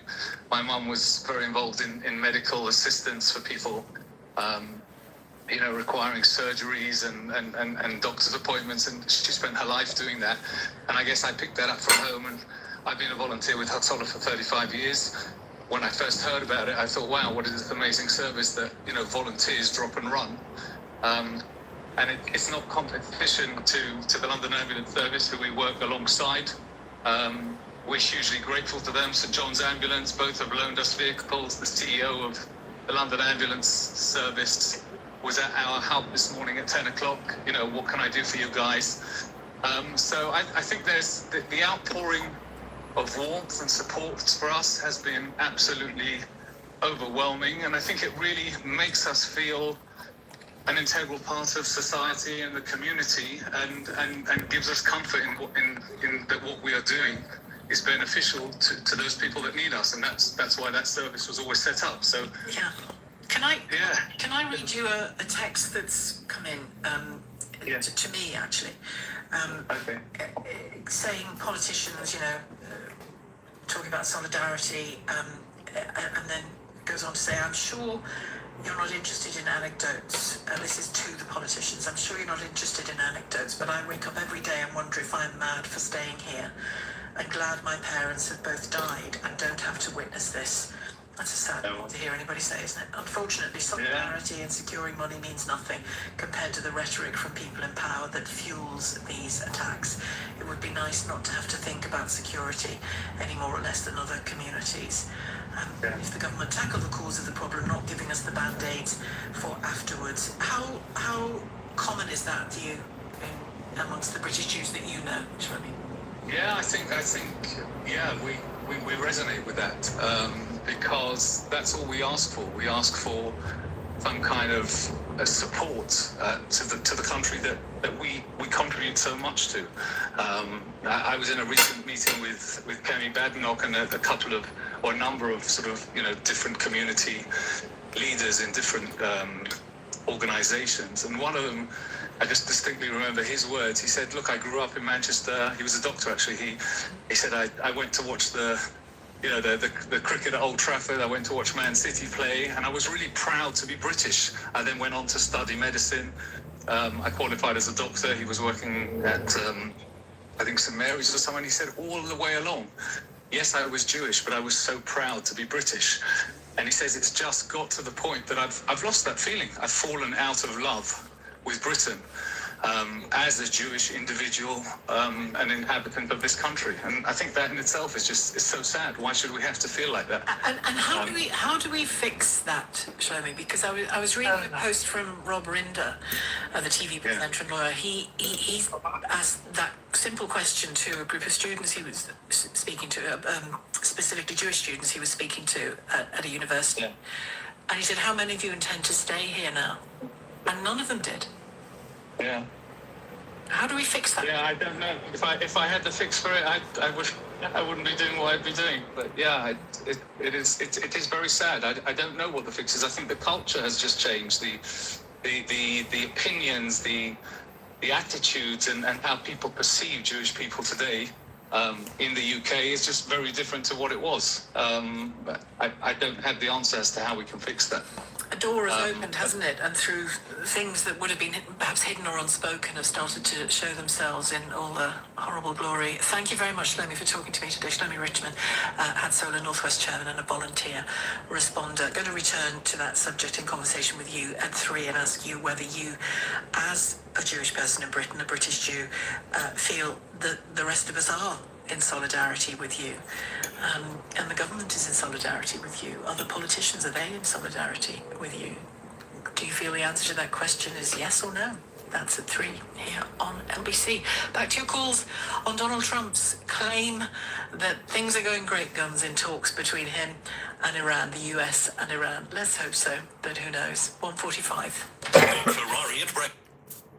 Work to do because there's only one parent, and so these white working class lads are often, as I said, neglected at school, and when they get home, they're probably not getting quite as much attention as what they would if they had both parents there, which is obviously a very difficult situation.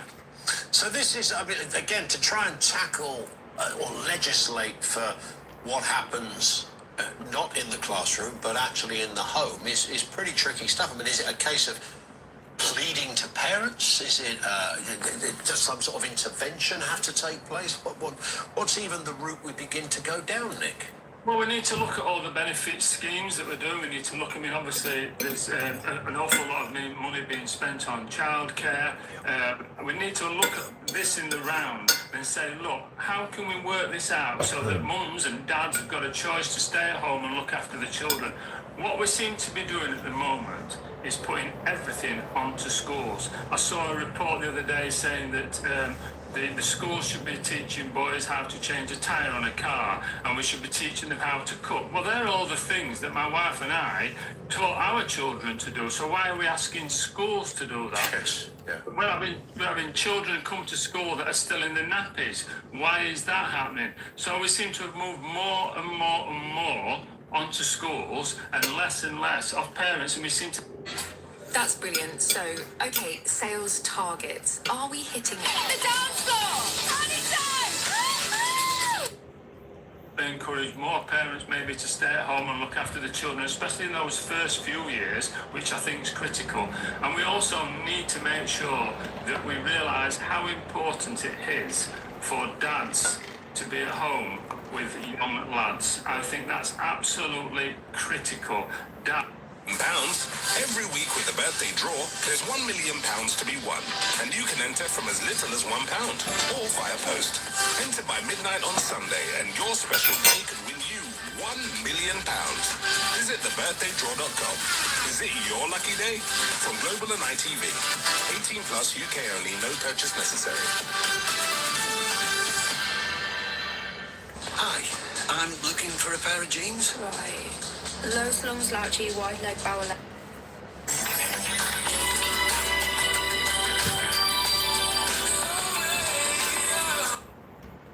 communities, Chinese communities, kids of that origin, of that ethnic background, are doing so much better.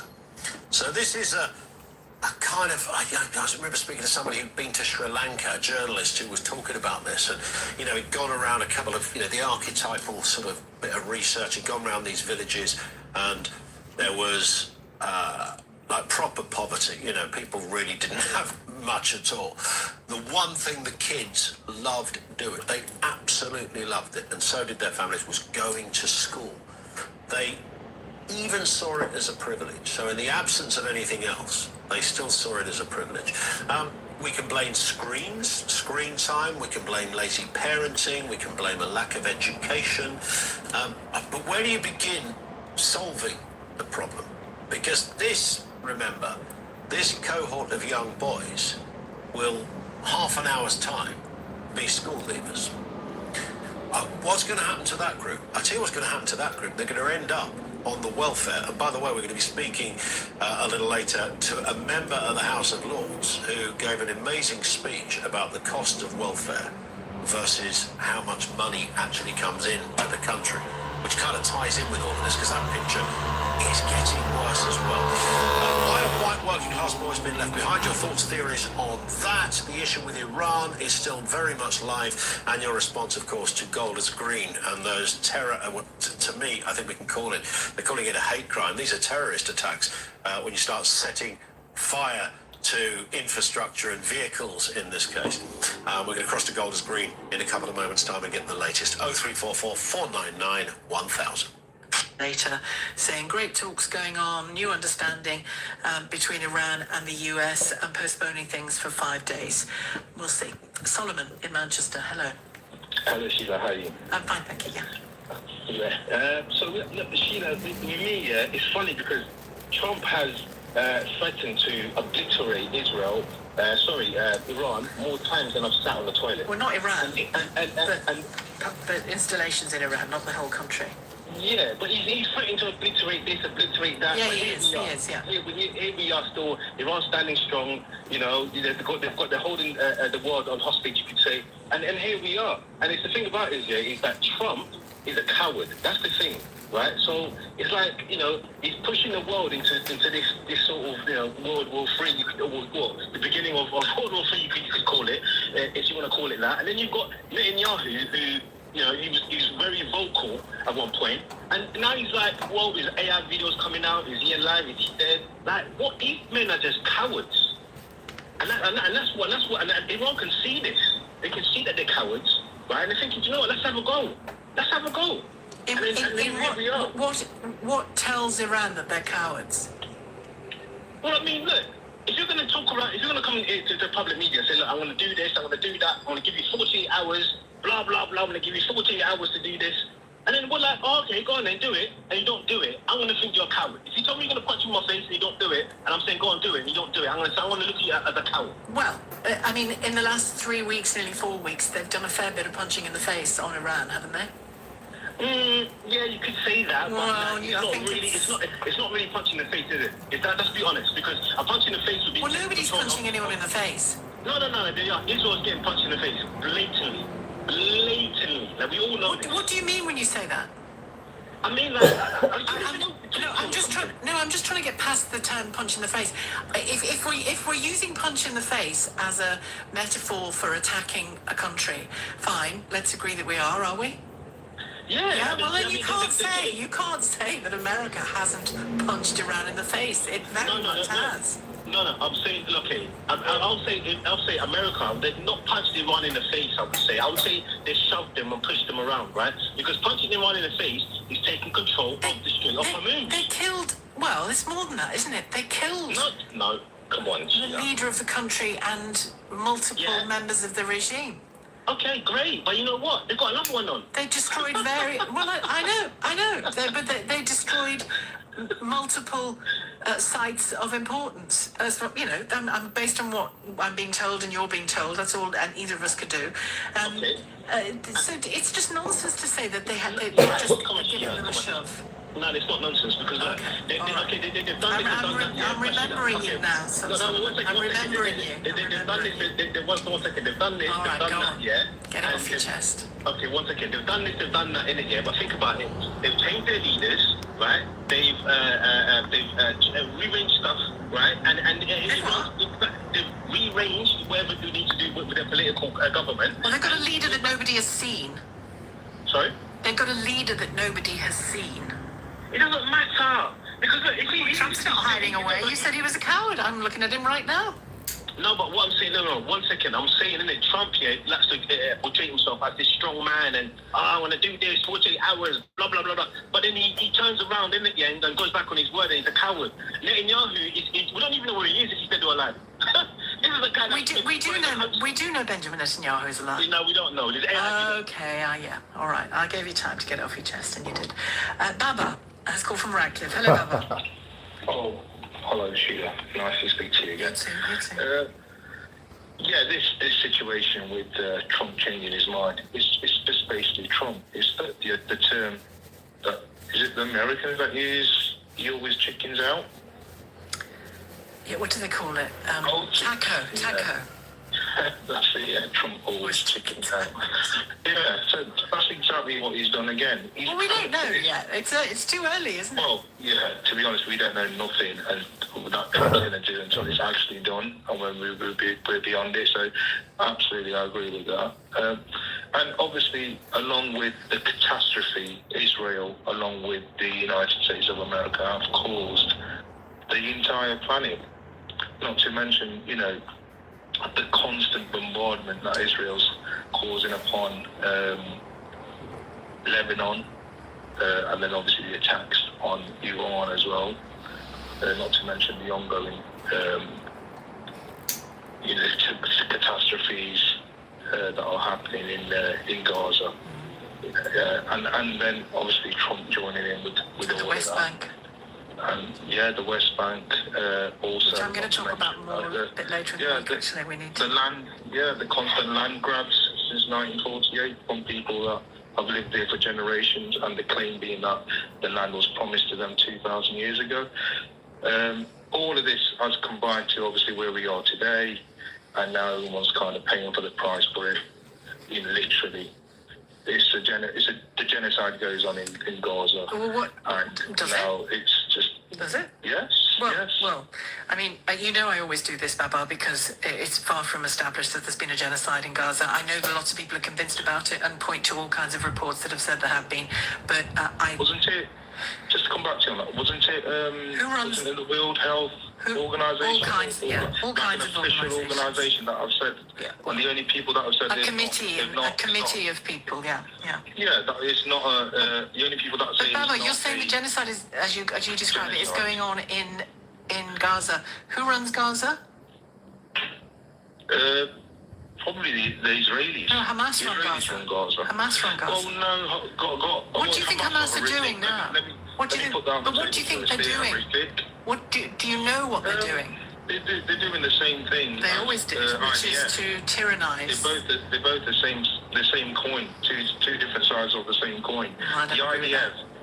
Well, I know you do, but I'm just telling you, I disagree with you. Yeah, no, that's fine. It is fine. They are, for me, they're two sides of the same coin. And the people in the middle are the innocent Palestinians and the Israelis. The Israelis were obviously part of the Palestinian region originally, and unfortunately, outside powers came in and then ruined everything. The Palestinian region. I mean, the truth is, the Judeans, what you call the Israelis now, long predate the time that region was ever called Palestine, or Philistine as it was called years ago, by the Romans.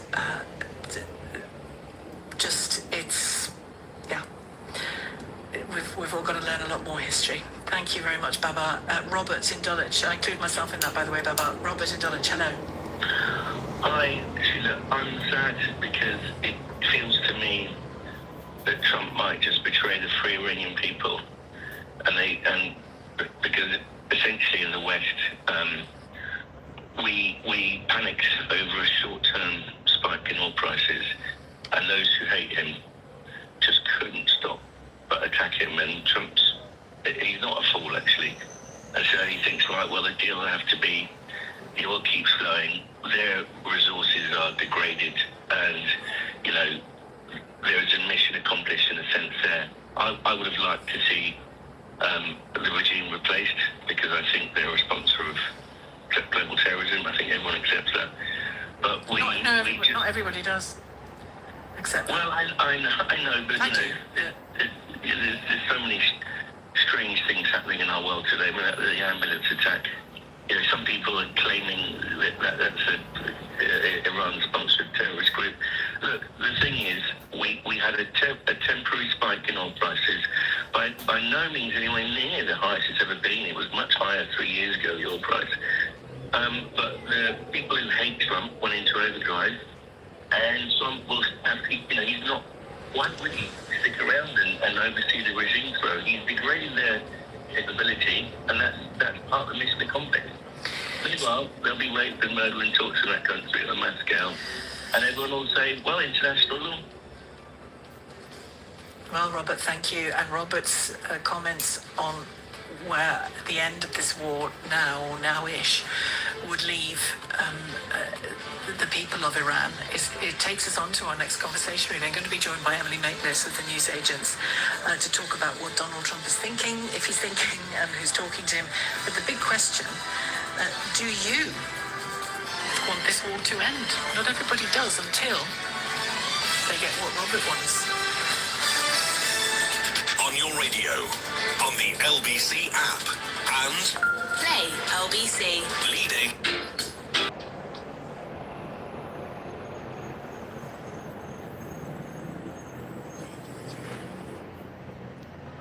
Is it real, or is it Ian Collins' Afternoon Empire? Yeah, good afternoon. Welcome back. Home of Common Sense. So 5 years after that key report on white working class boys being in the bottom rung of the educational ladder, guess what? Nothing has changed. Lord Sewell, who carried out this report, repeats his concerns, saying white working class boys from the poorest homes are still stuck at the bottom of the class. What's your thinking and your reasoning behind why that would still be the case half a decade later? Also this afternoon, Kemi Badenoch accusing the Prime Minister of a culture of cover-ups after the government delayed publicly disclosing the Iranian missile attack on the British territory of Diego Garcia. The government only confirmed the strike, which critics call a cover-up, over 30 hours after it occurred, and only once the US officials had also made it publicly, had publicly confirmed it as well. So you see the problem here that Keir Starmer's got.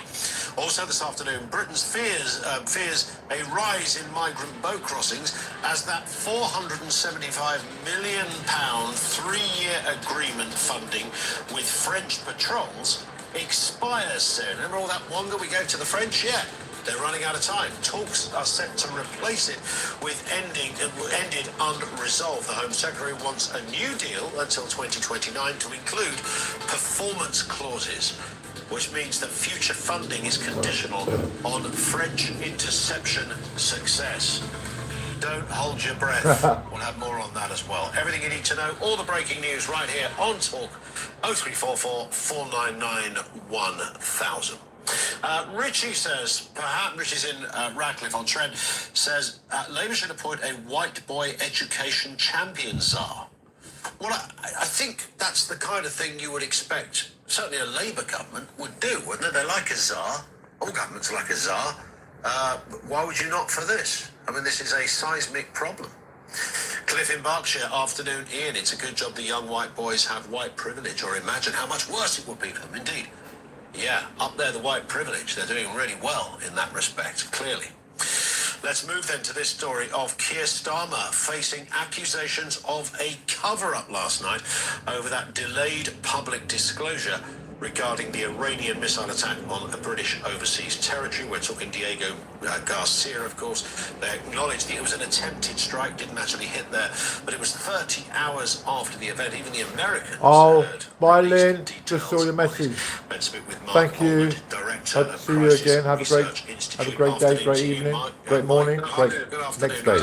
Nice to have you with us. So what is going to look? I don't expect that, war is a running commentary every 2 minutes, and it would be a bit weird if Starmer just opened the Downing Street window. Like the messages that appear, they appear, then they disappear. So I have to press a button on the screen for the messages to come. So apologies, Lynn, if you're here still. Ministry of Defence can't give a running commentary, but Thank you for your support. In a media environment, which means that if the government is silent when all sorts of rumours and reports are spreading on the internet and from news agencies outside Whitehall, There you are. people begin to think it's the government. High five. High five. Thank you. Hope to see you again soon. And so in order to maintain public confidence, I think the government has to be much faster on its feet and to give basic details. It doesn't want to give away secret information. If for instance, a missile was to hit a British base, you wouldn't necessarily want to tell you what it's done, what the damage is, because very real reasons, and wants Iran to find him an off-ramp. We always talk about, is he going to find Iran an off-ramp? They're looking for him. If you go onto the Straits of Hormuz website, you can actually watch it, clock it in real time. It says that there has been restricted access for And welcome to my other two viewers who are silent. In literal terms, drop us a message, say hi, where you're from. Iran has not done anything. And my one viewer, oh my god, I'm feeling very lonely. The Foreign Office, which is But obviously, at least I've got one company. what state media is now. It's basically a branch of the Who government. are It's you? just said we've had no And contact. where are you from? Now, is there a world in which Iran is lying and denying that? My guess there is, yeah. But By is the way, there anything a that world happens in here which Donald breaking, Trump you'll is be the just trying first to see. the markets and manipulate markets? Road rage, and actually is accidents, sort of screaming for a way out of this. and everything in between. But might still go on to bomb them? Yes. I mean, does it change anything? That's the real question. He mentioned the Gulf states. He repeated his sense of surprise that they'd been hit by Iran. I mean, there were plenty of us who were not surprised that that's what Iran did when it was attacked. But I don't know whether you've seen this. It's a tweet from not that long ago, when was it, 11 o'clock this morning, from the foreign minister of the Sultanate of Oman, Badr Abul Saidi. He says, whatever your view of Iran, this war is not their making. This is already causing widespread economic problems, and I fear they promise to get much worse if the war continues. Oman is working intensively to put in place safe passage arrangements for the Strait of Hormuz. Does that point to talks being real, I wonder, or Oman saying, we're ready when you are? Look, there's been chatter that both Oman and Turkey were having sort of under-the-table talks with Iran. In other words, they have made very clear that they don't want any of this military action to continue on them, particularly as Iran has started threatening to target their desalination plants. If you imagine what that would mean to the Gulf states, it takes conflict onto a whole different level. It's not just oil being unable to get in and out, it's actual drinking water, right? It's whole populations which rely on desalination to actually survive. So is it possible that Oman has speaking quietly to Iran, and they have made their displeasure known to Trump, and he has gone, oh blimey, the last thing I want is to lose my mates in the Gulf. I think I better find a way through this. I think that's entirely possible, yeah. When you talked about, again, we're dealing in what ifs here, aren't we? But when you talked about these talks, if they go well, could substantially end it, doesn't say totally there, interestingly. He's keeping them on 10 hooks in a way, but he doesn't control it. I mean, the point is, it's all very well him saying it could substantially end it, but actually he doesn't control when the Hormuz Straits are reopened. If there's one thing that Trump has given the world, it's that sense of how to be transactional, right? He put tariffs on the whole world last April, right? He showed exactly what it means to have transactional relationships. Iran has probably been thinking and acting along those lines with the Straits of Hormuz for decades. But now they see a way of saying, well, hang on a second. We don't just want to go back to normal. Maybe there is something we can play for. Maybe there is more to gain. Maybe we do, put our own restrictions. You put sanctions on us, we'll put restrictions on you. So they do hold the cards. And the Gulf states know that, don't they? Right. Yeah. I mean, and to be honest, Iran is the Gulf states' problem first and foremost because they're in the region, right? Of course they're going to get hit first. I mean, we saw what happened to the Diego Garcia base. We understand now that Iran probably has a greater ballistic missile range than we thought possible. But even, Sheila, without that range, we're looking at, for example, the hate crime that took place this morning in North London, in Golders Green, attacking a voluntary ambulance service that was run by predominantly Jewish volunteers. And an Iranian proxy group has taken responsibility, claimed responsibility for that. Now, we don't know if that's investigated. The police are investigating it. There's no evidence that links them.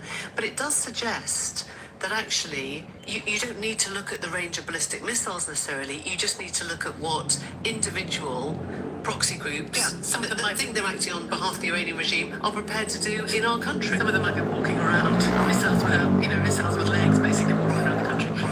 For all we know, and again, we have to let the police investigate that, don't we, and find out what exactly has gone on.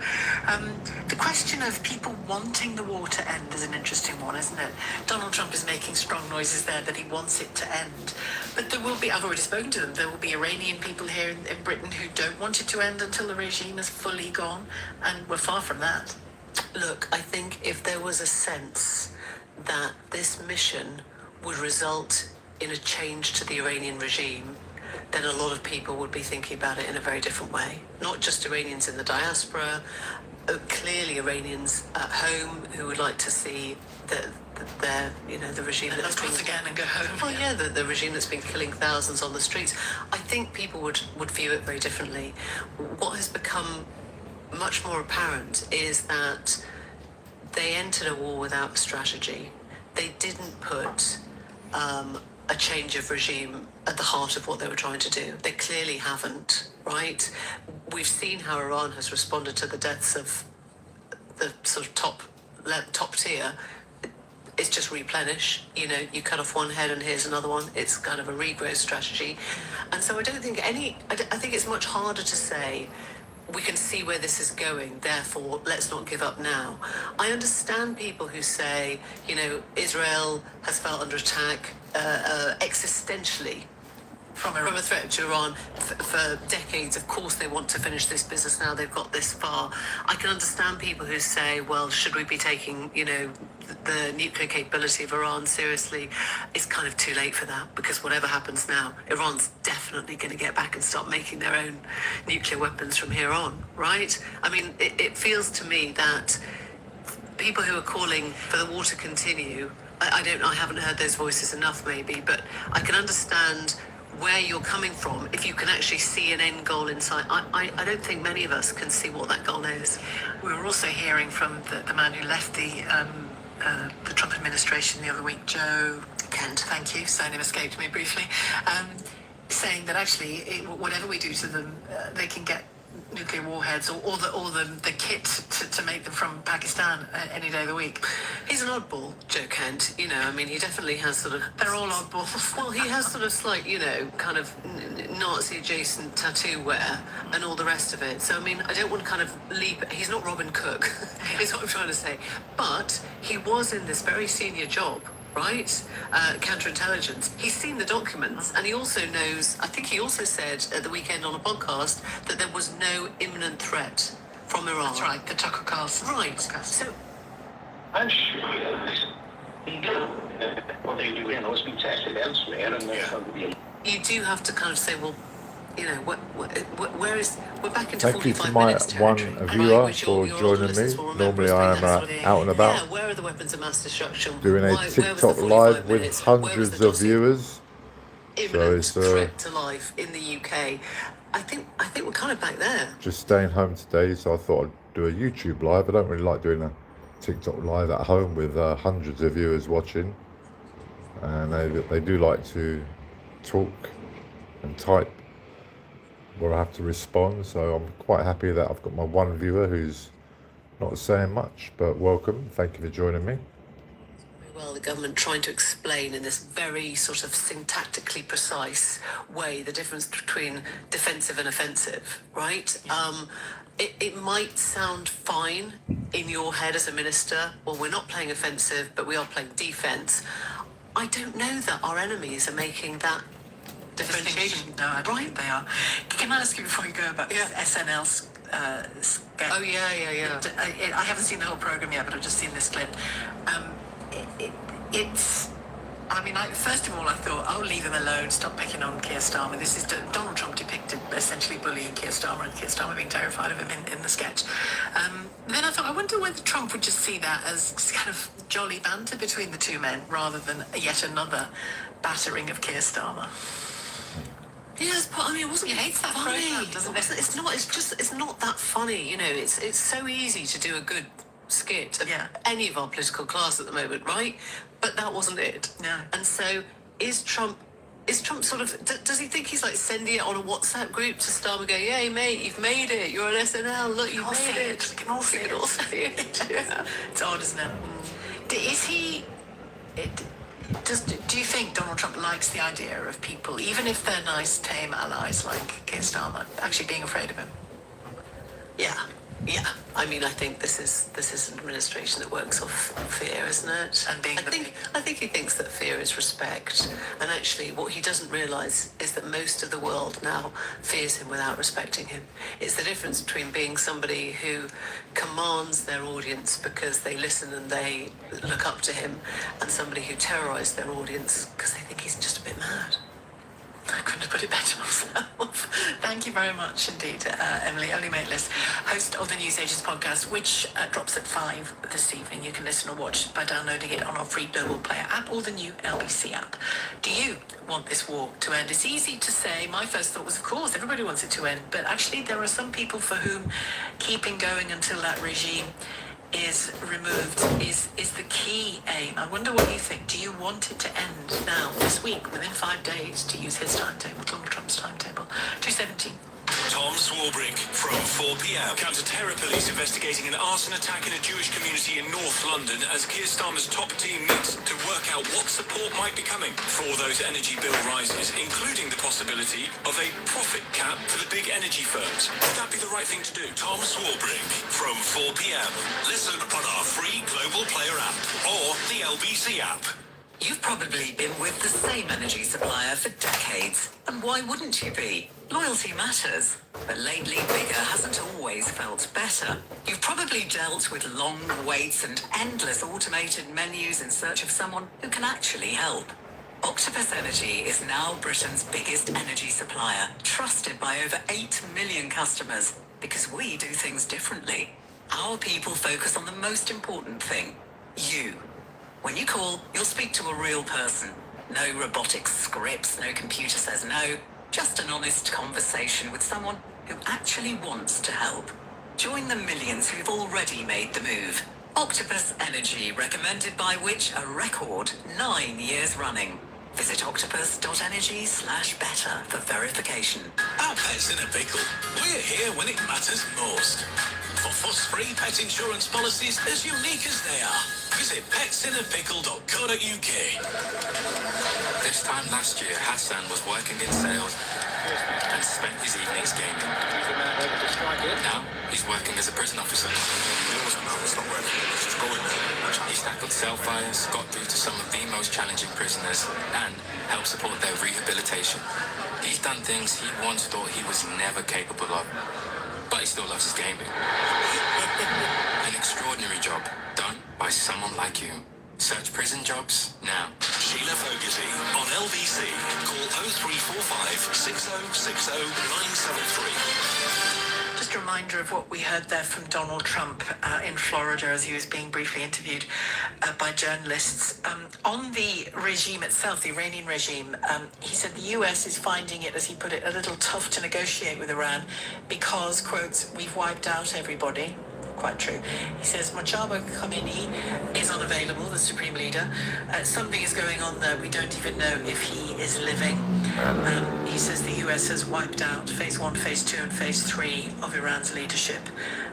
Says that he's negotiating with people who are, though, very representative of the country. We're doing a 5-day period. We'll see how that goes. So there we are. Do you want the war to end? Afsal in High Wycombe. Hello. Hello, Sheila. I think any reasonable human being would want all war to end, really.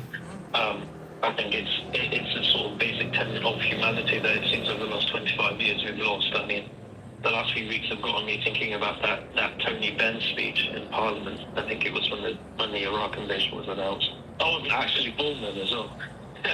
But it sort of etched into my memory of don't Arab mothers weep for their children. And I think that the messaging that comes out of the White House now is it's so far from anything like that. You know, you have Pete Hegseth talking about no rules of engagement, and we're going to obliterate them, and we're going to kill them, and almost treating it as if it is a video game. And I think the American population and their support base to some extent has facilitated that bloodlust, whether it's through their media, whether it's through their gaming, their movies, their TV shows, that has become like this thing. Killing is glorified and death is somehow not an awful thing. Do you think you can ever, I'm not specifically talking about this war, although some people could make an argument for this, do you believe in the idea of a just war?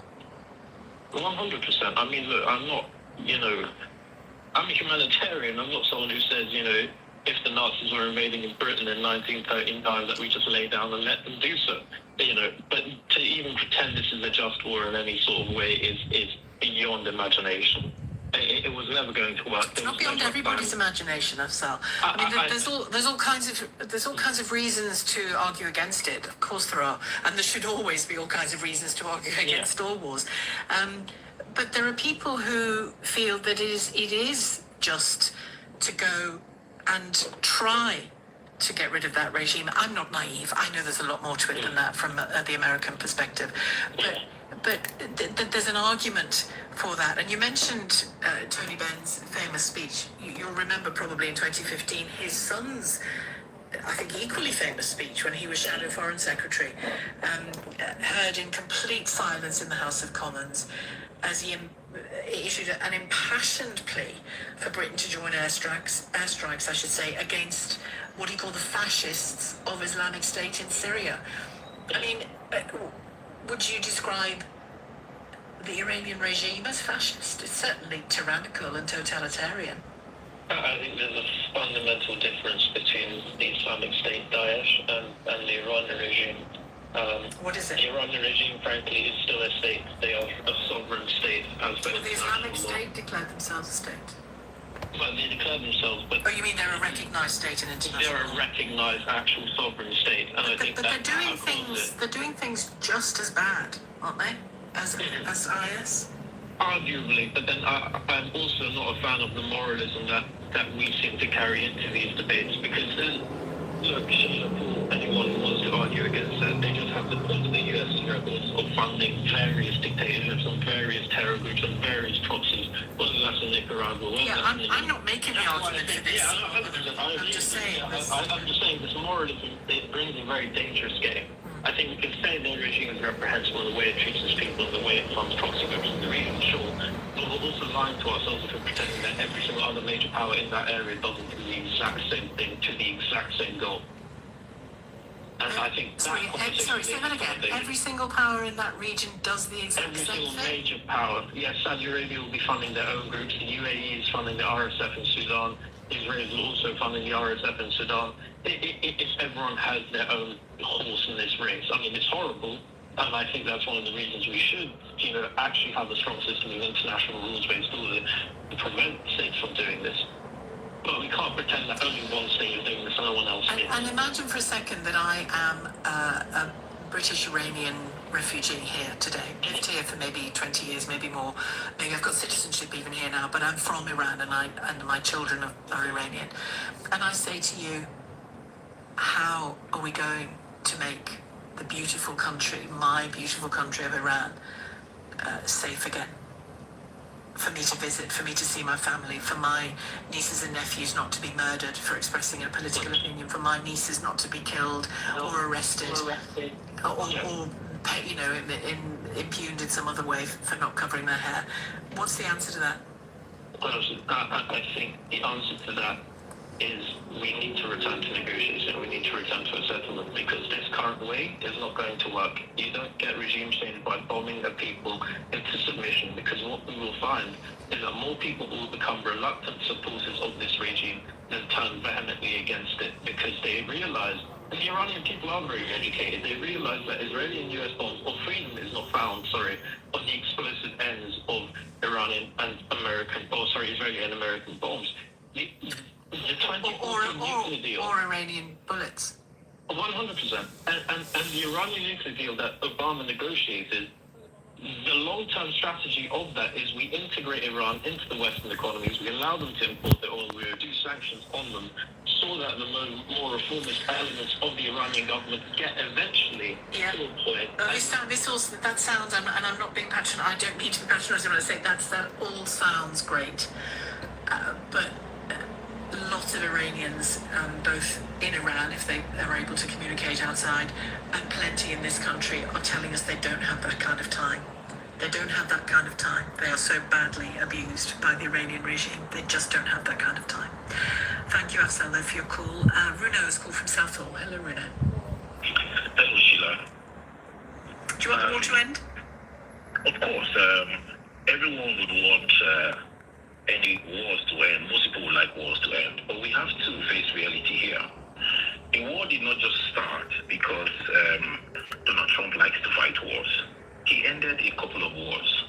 When I hear people say Donald Trump is an idiot, I start to think,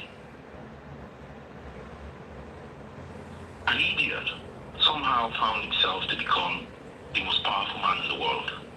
Before he became the most powerful man in the world, he was already a billionaire. You were sitting in your house, probably collecting state government funding, and you're there calling someone who's done something that is unbelievable an idiot.